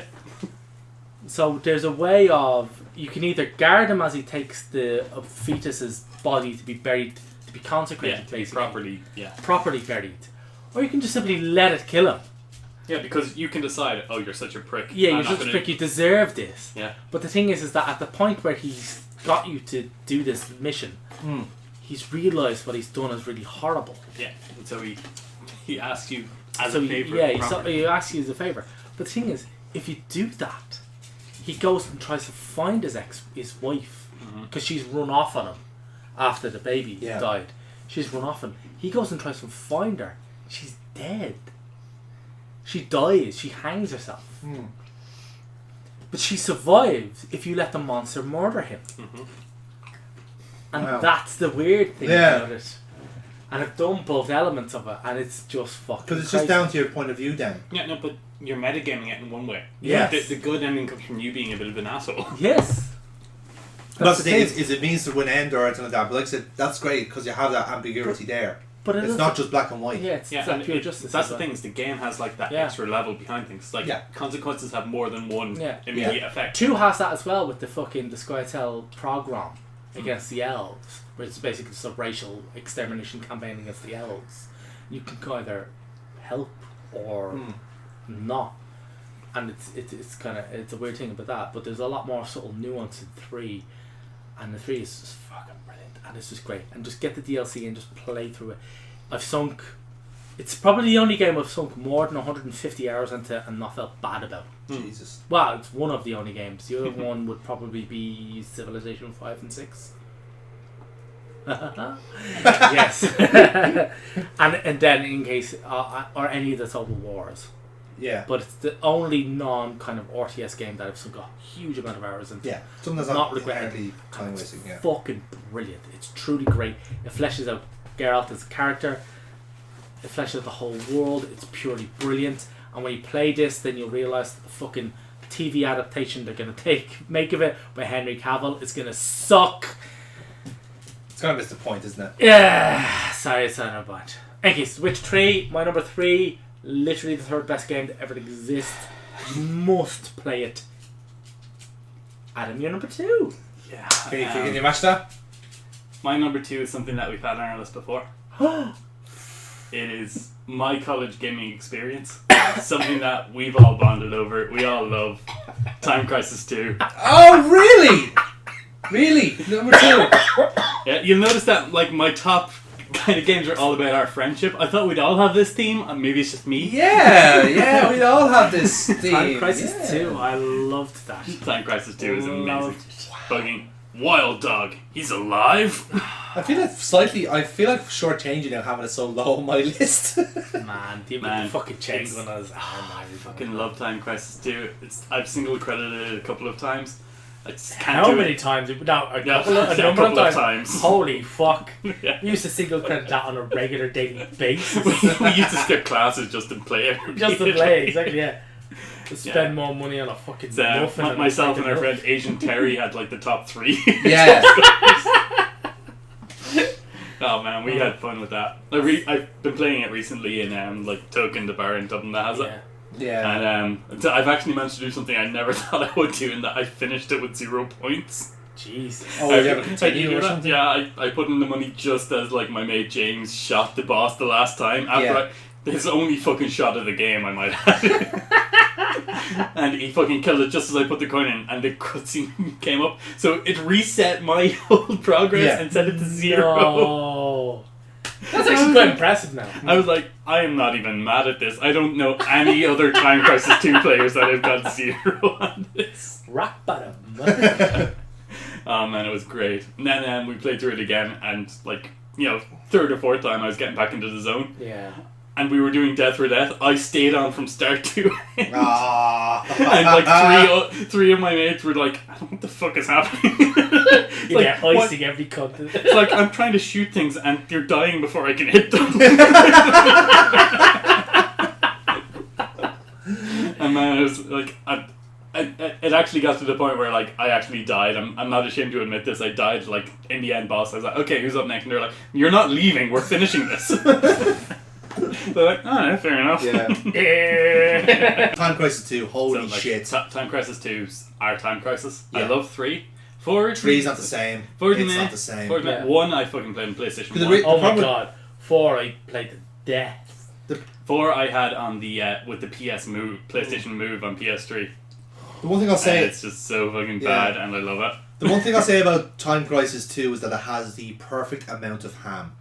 Time Crisis is phenomenal. Yeah. It is pure arcade shooter. Yeah, it is. And it's I can't fault it. No, agree. Yeah, absolutely agree.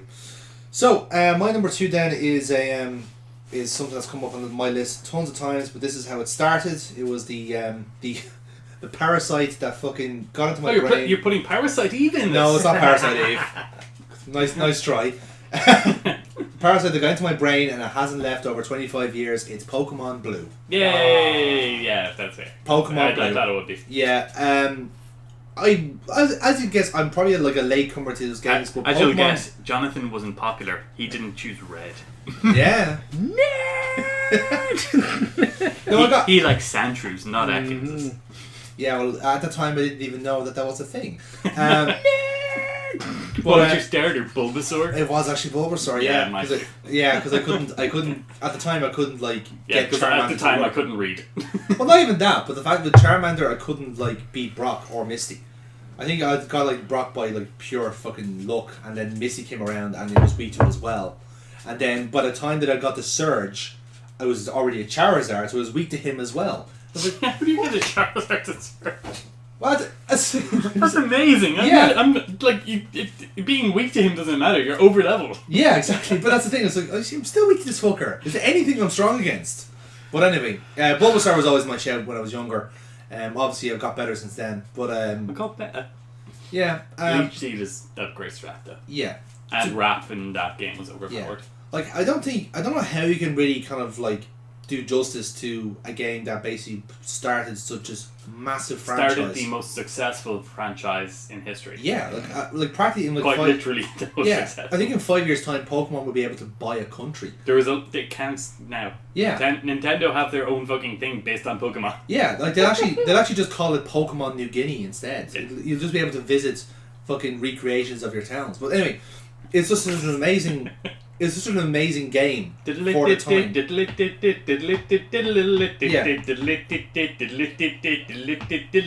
just You meant to talk over this. I thought we were watching. Alternatively, I could have spliced the music over it. No, that's not the same. Okay, no, it's not. It's clearly not. Yeah, that's amazing for whenever you splice the gameplay footage in and you've got animal he's just doing covers of it. Adam sings the classics. So it's actually really distracting. Somebody punch him out. Where's Tina when you need her? She's been a dick all throughout the video, and now she's quiet. Kill him. Anyway, so it's just a wonderful game. It's so hard to put it into words how much it like. What was it even involved? How much it molested us. It just gets into your head, and you just have your favorites. You'll never leave them.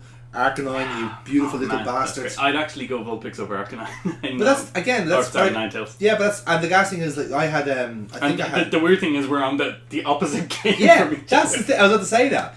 I loved Arcanine and couldn't fucking get it. Yeah, I had fucking Ninetales. And Yeah, it's great. 'cause when I got oh man, for me it was a Haunter. I was training a fucking Haunter so much, I didn't realize you had to trade it. To Yeah, I had the same with Kadabra.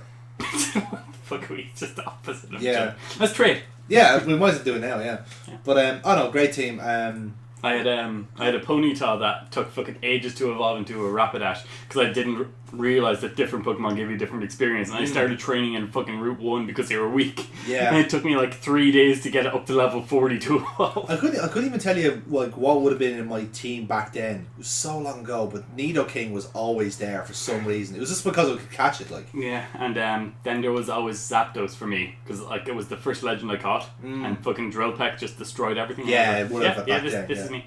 Oh no, it was great. So much fun. So much. That was before I realised that legends are frowned upon. And the gas thing, it just took off so fast as well. Because it was in a couple with that, the card game, the TV show. Everyone from that age group were playing it or doing something. We with were all Pokemon. watching the anime. We were all fucking masturbating over Mist. And then it's just hard. Yeah, rebel. But I mean the one with tits, Brock. He has a good set of notes. Sorry, that was James, wasn't it? In one episode, yeah. Yeah. But no, what a game, what a franchise. How did you feel about it, Neil? You kind of missed the bottom Pokemon there, wouldn't you? Not my proudest wank. Yeah, that Parasect was a bit weird. It was Gardevoir, wasn't it? It's always Gardevoir. Gardevoir wasn't in the first gen. I know, but for his Pokewank. But it's never Gardevoir. Gardevoirs can be male. You gotta remember that. Not in the fanfic I draw. No. Right. Let's move on from this. Number 2, Neil. Let's see. The silver medalist. Okay, we've all done our shame in spot 2. Alright then, that's cool then, because I'm going for pure non-shame. I'm going for pure fucking excellence with my silver medal. My silver medal is Planescape Torment. Okay. Quite possibly one of the greatest and most unique games literally ever created. Yeah, boy. In Planescape Torment, you play the nameless one. You just simply wake up with amnesia, with a floating skull talking to you. And as it turns out, you're an immortal being whose repeated lives affect the entire universe around you.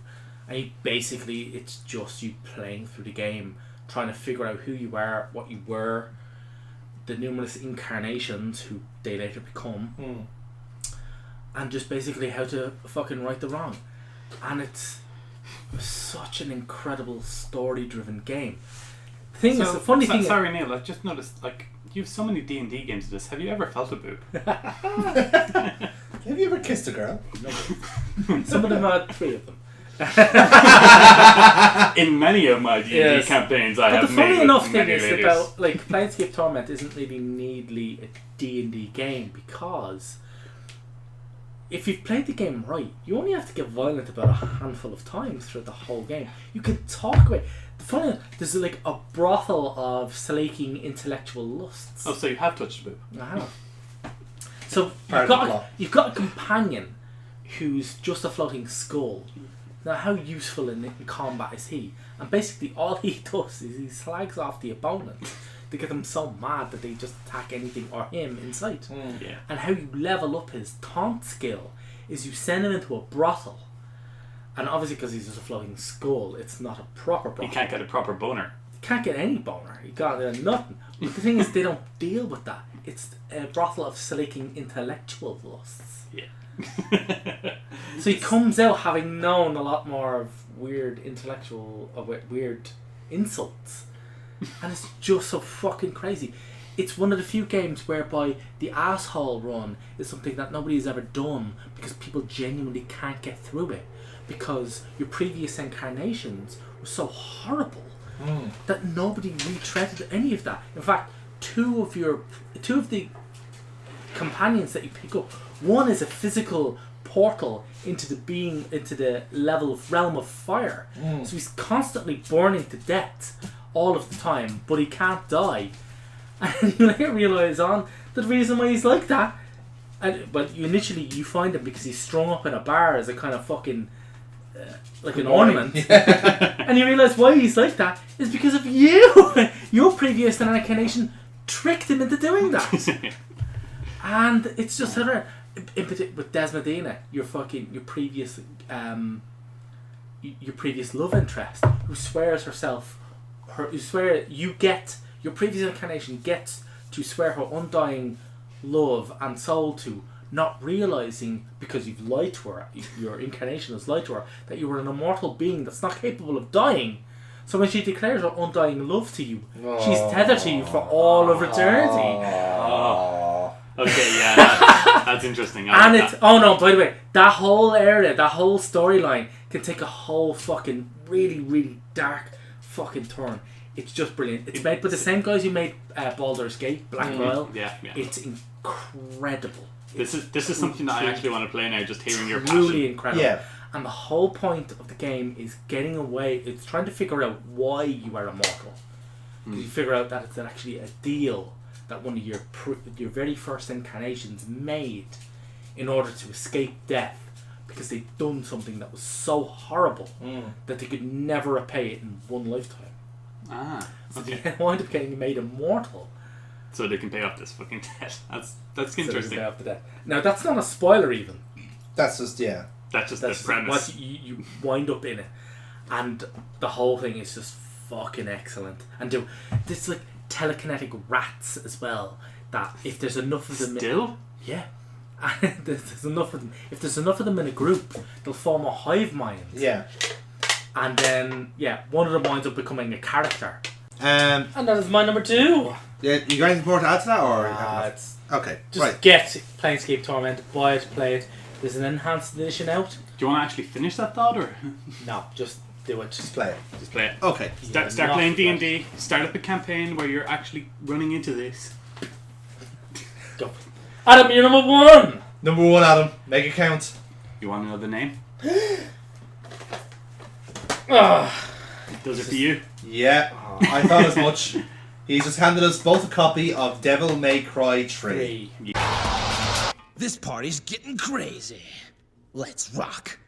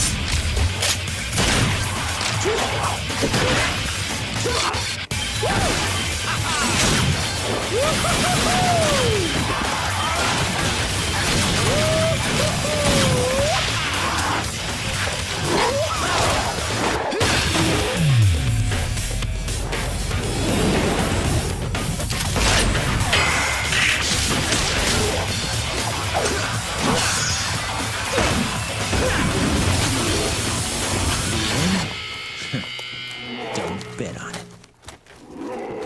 Yeah, Billy. Dante's Awakening. Here, eat that. Man.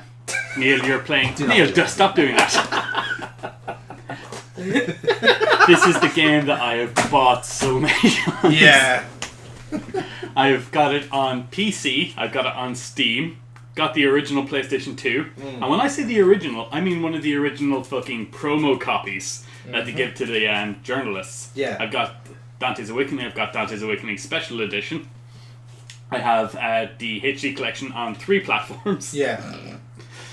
And digital as well on PS4. Jesus. So yeah, I've bought this game just so that I can always play it. Now, as you're saying, your kind of rule for this series was to basically pick the best out of the series. Yeah. So, for those initiated, Devil May Cry as a whole is just kind of like it's a spin-off sequel to Resident Evil. Yeah. Neil's just like, no, it's not. What's that? It was demons, angels, and gay guys with huge swords. Yeah, and that's not a euphemism for cock.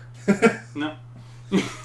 So So why 3 out of the series? Do we then? actually have like 3 hours to spare here? No, but let's. So it's a hack and slash game. Why is 3 the best of the bunch? Hacky slash. Oh, 3. I'll actually argue it's not the best of the bunch, but it is my favorite. Okay, so why would that be? It's the first one to do the Devil May Cry. Well, okay. If we get, I'm going to have to go into like my history with Devil May Cry. Yeah. Okay. So you guys all know that I fucking love Resident Evil. Cool. Resident Evil Code Veronica X came initially with a demo for Devil May Cry. Yeah. So On the Dreamcast. And the PS2 had the demo. Yeah. Which was originally meant to be like a Resident Evil 4. Yeah. But when they realized it was going so fucking different, they changed it to be its own game, its own series, Devil May Cry. Which is the primogen of the hack and slash genre. Which is, I'm going to say it, my fucking genre. Even though I suck at it, it's my genre. Yeah. Your preferred genre. Devil May Cry 1, just, it is cheese incarnate. Oh, it's so cheesy. It is so fun. It's Oh, like my cholesterol level just rises. You fight against thinking about this it. boss that's a fucking griffin, and it's like it taunts you. It's the mouthiest fucking thing. It's just taunting you like, yeah, I'm gonna beat you. My fucking boss is watching, and you just go, "Flock off, Featherface." Fucking hell. And you've got the infamous light scene, which I'm not gonna spoil. Jonathan's gonna put the clip in. Yes, I will. Thank you. I know what I'm doing. We go into the sequel, which is Devil May Cry 2. Actually has really good combat, like it was fantastic build up mechanics. Yeah, it's not as good though, which is the problem because all of the weapons are the same. You're kind of floaty in this one. It was disappointing altogether. So during 2, the director and all of his team were essentially fired, and it was given to another guy. This guy then was like, "No, give me another chance. I can do this right." And that's how 3 came about. 3 is Devil May Cry incarnate. It's pure. It is beautiful. Dante controls like a dream. Yeah. He has different styles that you switch between. You unlock new styles. So you have Swordmaster, gives you an extra sword attack, which you can combo into using your normal sword attacks. Extends your like combo play. Gunslinger, which expands your gunplay, which is fucking weird and fun. Trickster, where you can just dodge, and if you get good enough, because there are 3 tiers to each level, you can just start dodging attacks, and that was my preferred play until I got good. Yeah.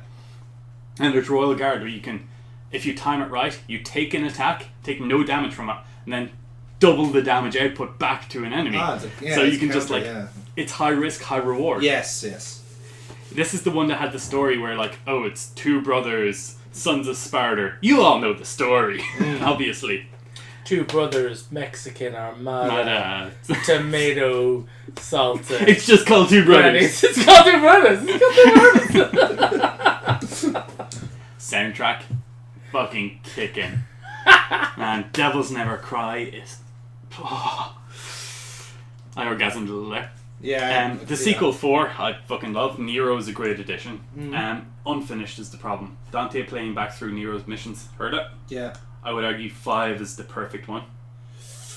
Interesting. Almost. Interesting. 5 is pure fan over the top bait, and everyone who loves this game should know that it took far too long for them to give it this. Yeah. It took them insulting the Devil May Cry fans. Well, as I was saying, like... No, don't interrupt me. Me forgiving them for it because of Yes. Resident Evil 2's remake and them finally making this. That's the long history as to making Devil May Cry 5. The thing with Devil May Cry is I have all the books. I'm not ashamed to admit that. I'm very ashamed to admit I have the comics. Yes. All very good covers. Of the cancelled final issue comic series, which annoys me.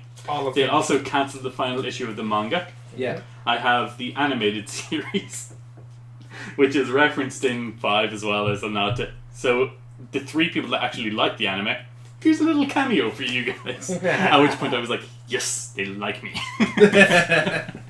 I matter now. It is just the cheesiest thing. Yeah. One thing I will say about it is Devil May Cry 3 is the over-the-top fun action game that we all need to play. Yeah. And Dante versus Virgil really works. Virgil is like the perfect antagonist because he's better than you the whole way through, up until you go through your hero's journey in this game. and that's how Dante becomes the man who he is. Yeah. And then you finally find your reason to fight at the end, at which point you take on your brother, who's like, he's like, I've chosen the demon side, I will rule this world. At which point you're like, no, humans aren't that bad. Let's fight. I may not be doing this justice. And the fucking man, you may have simplified the ending. They fucking build up the soundtrack that plays over that final fight. It starts in the cutscene and builds over the fight, and then just ramps up. Like, I don't think 3 has the dynamic music that was introduced later on, but to me it feels like it did, because it ramps up. You're in the zone so much, I suppose you would feel it. Yeah. And the whole thing of getting new weapons throughout, new Yeah. devil arms, that change dramatically your gameplay style.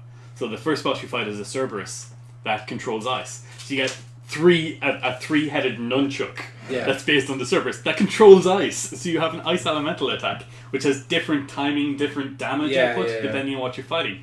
Then you go on and fight like 2 swords called Agni and Rudra. One controls wind, one controls fire, and depending on the timing of which sword you hit with, based on your distance and your combo you decide to use, you can actually deal different elemental damage. Yeah. Which is fucking brilliant. It's really technical. And then you just get balls to the walls. Navan, my favourite boss fight, she actually made me get good at the game. She's the succubus, and she just like, you flirt with her through the opening cutscene. Then at the end she's like, yeah, your father was a handsome devil as well. I don't mind helping you. She turns into an electric guitar and you just ham it up. It's like, she is my axe, and he uses it as an axe. It's just insane. And so I've read the books, so I perfectly believe that Virgil is an irredeemable villain. And people who've played 3 say, no, Virgil's the misunderstood bad boy. I love Virgil. Virgil's my favourite character. I'm like, he's a prick. He fucking killed all of Dante's best friends. He's a rat. He is a rat. He's a fucking rat. Which is why I really liked in 5 when Dante was like, yeah, he deserves a good ass kicking, but spoilers. And then it's like, yes, finally, but Dante's gonna put Virgil in this place. The bad guy is going down. Sure, he had that redemption arc earlier on, but I don't care about that. Right. And then it's like, fuck you, Nero. You did okay, and you know what? That was the way the story was going. So 5 for me would have been perfect if it hadn't started sucking off Virgil's dick. Fair enough. Because 3 already did enough of that. Yeah. And also that's your job. I don't like Virgil. Okay. So yeah, those are my gifts to you guys. Each one of you has to take one or play one. Fucking love this game. Happy to share it with my 2 best friends. Very good. Thank you very much. And I love as well, it is the sold out versions as well. Which is, it's the PC version, which are only €1 each. God, I love them. So that software, baby. I'll send you the patch that makes them playable. So, that leads me to my number 1 then. So, number 1. We've all been waiting for Pokemon Red version. No, it's not Pokemon Red version at all. Pokemon Diamond? I'll catch your mind back to when I was younger. When I was a wee boy. Oh, Formula 1 96. And really shit at video games. No, 99. Similar stuff. Not too not too far out. We're racing. Not too far from this story, right? Colin McRae. Because I was in that stage where I didn't play good games, right? So I only played those type of racing games like F1 97 or Colin McRae, all that sort of stuff. And I had gotten Gran Turismo 1 as a gift, right? So I was on the dual case. I was going, okay, I played Gran Turismo 2. I like number 1 just as well. Put it in, played it. I was like, oh, this isn't Gran Turismo 1 at all, right? So I was there going, okay, this is weird. Initial D! I wish. Was it Toka? It was not Toka. Was it Test Drive Off-Road? It was not Test Drive Off-Road. It's the one game that I feel has established my tastes in gaming. And it's probably come across in the list. It's probably come across in most things. Is this Project Gotham Racing 3 by It was any the one chance? game that has decided for me what I will like in a video game. This is just a blank screen with the number on it Yeah, this whole time.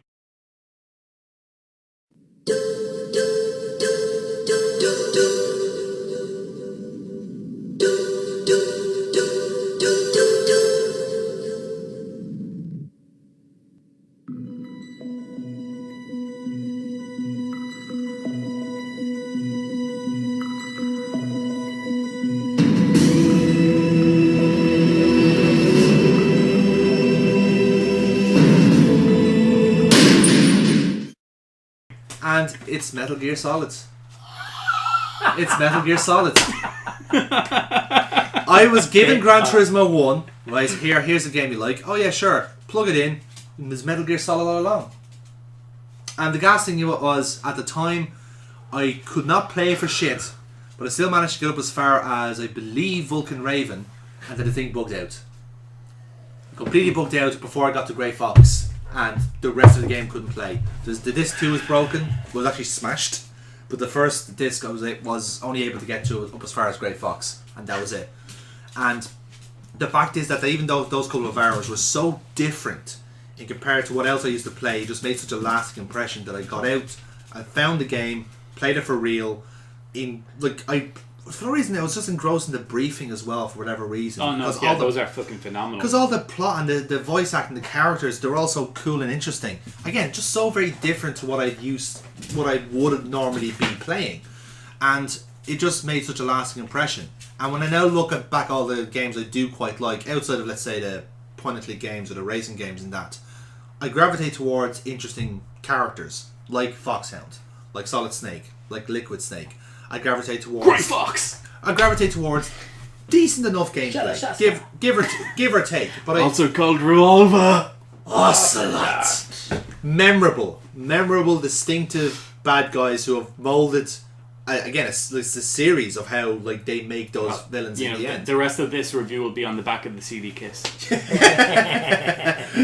Yeah, actually, pass us the Devil May Cry 3 copy. Oh, no, it's not there. But again, Adam spoke a lot about Metal Gear Solid and how much he loved it. I mirrored the same things he did. It made such a personal, lasting impression on me that it all straight away had me hooked, regardless of how the game was good or bad. I was going to love this anyway because it was so different.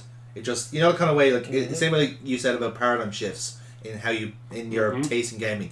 This was it for me. It wasn't Pokemon. It wasn't any racing game like that because they were samey. You know what you're going to get. Metal Gear Solid came out of fucking blue when I was younger because I'd never even heard of it, never even known about it. And then suddenly, once I had played, I need to know how this ends. I need to know what the series is like. I need to play the series. I need to go and see the games that I can't even fucking get over here until Subsistence comes out. Yeah, boy. Immediately made such a lasting impression. The voice acting like David Hayter and Cam Clark. Fuck me. Metal Performances they put in. Metal Gear itself as a concept is so fucking daft, but they sold it so well. It's like, oh, it's a nuclear tank with legs. Yeah, exactly. They sold it. I repeat every question. Repeat every sentence as a question. Yeah. It's such a good dialogue. The fact is that you basically sold me as this here's a nuclear equipped tank with legs. I genuinely don't think that Snake understood what he was doing the whole time he was there. No, I don't think so. I mean, why else would he run around looking for rations the whole time? And the fact that there's a sequence in the game where it's basically 4 plot twists in 20 minutes.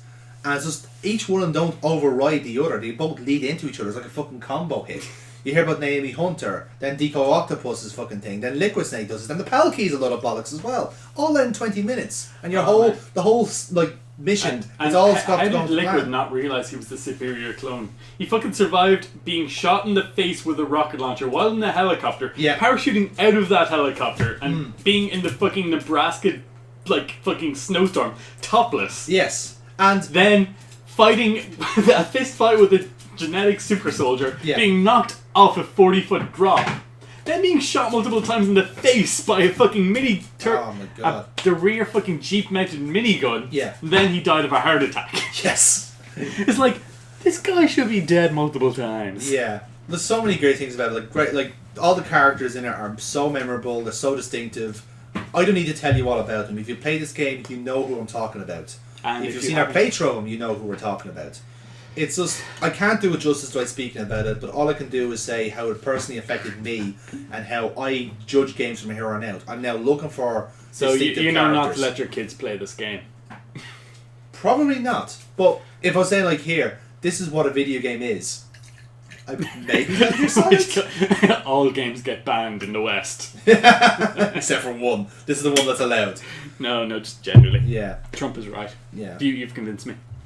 But yeah, just an incredible experience, especially when you're not expecting it. It's a completely surprise.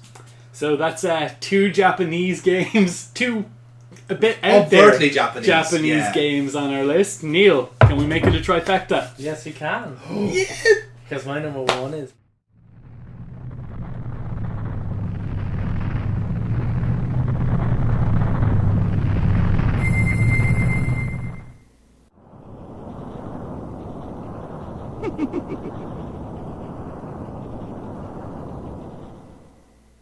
is Majora's Mask. Yes!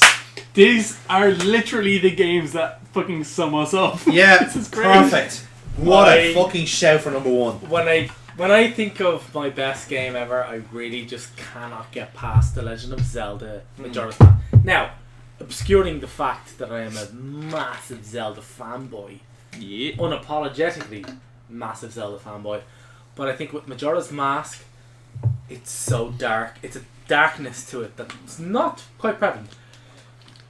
Something which apparently they're going to do into Breath of the Wild 2, because I've seen Nintendo come out and go, what we're going for with Breath of the Wild 2 is something that is darker than Majora's Mask.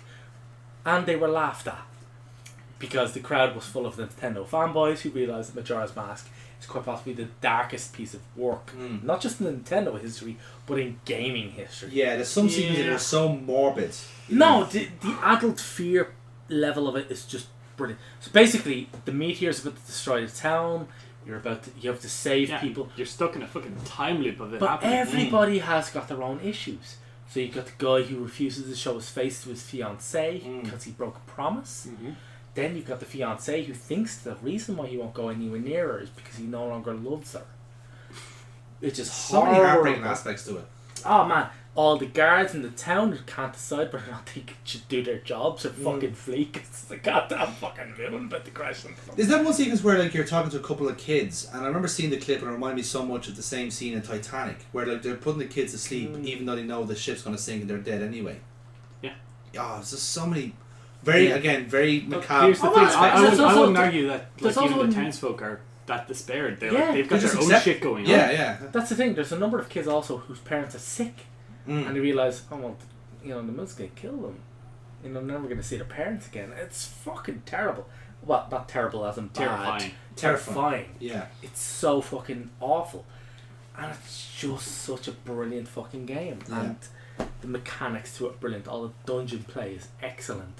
The way it's all put together is fantastic. The time looping mechanism means that even though you're repeating the same time loop time and time again, it's not repetitive. This is brilliant. That's not something you come across again anymore. It's a game that gets you to replay the same thing over and over and over again, but is not repetitive.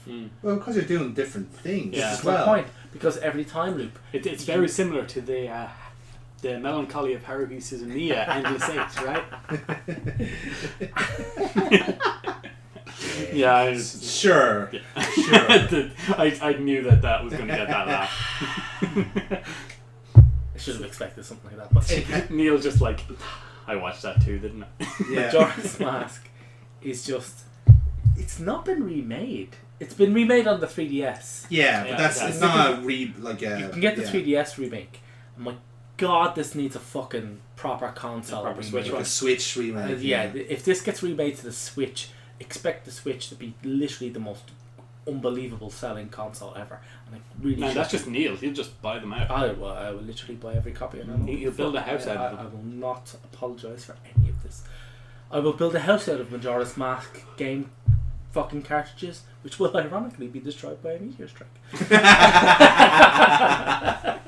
He can do it too. It's just such a perfect fucking game. Everything about it is just brilliant. The mask, the gameplay, by the way, is subtly balanced in order to get you to constantly level up so you can beat the areas of the game. The mask, different mask, the bomb mask, everything's just fucking brilliant. Yeah. About it, it's just really, really good. It's dark, it's humorous, it's fantastic. It's more linear than any other Zelda game, and that's not a bad thing. Because of the limited time structure, they had to streamline it. But in streamlining it, they've compressed the quality. You've concised it.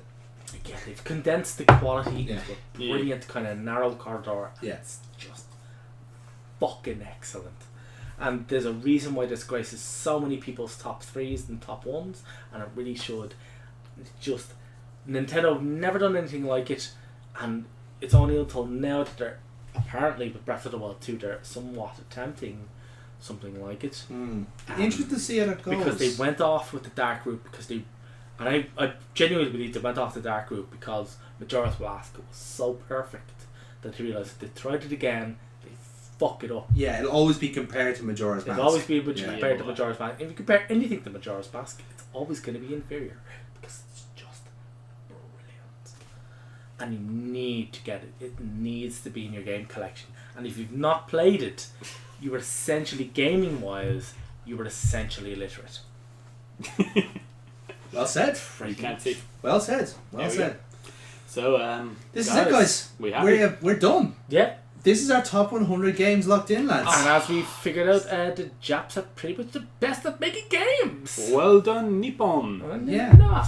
So, we've each taken a different fucking horrible developer as well. Yeah. Oh, yeah. Capcom have redeemed themselves, so I'm going to claim Konami weren't dicks back then. And Nintendo will have a mark of quality that nobody has ever besmirched. There we go.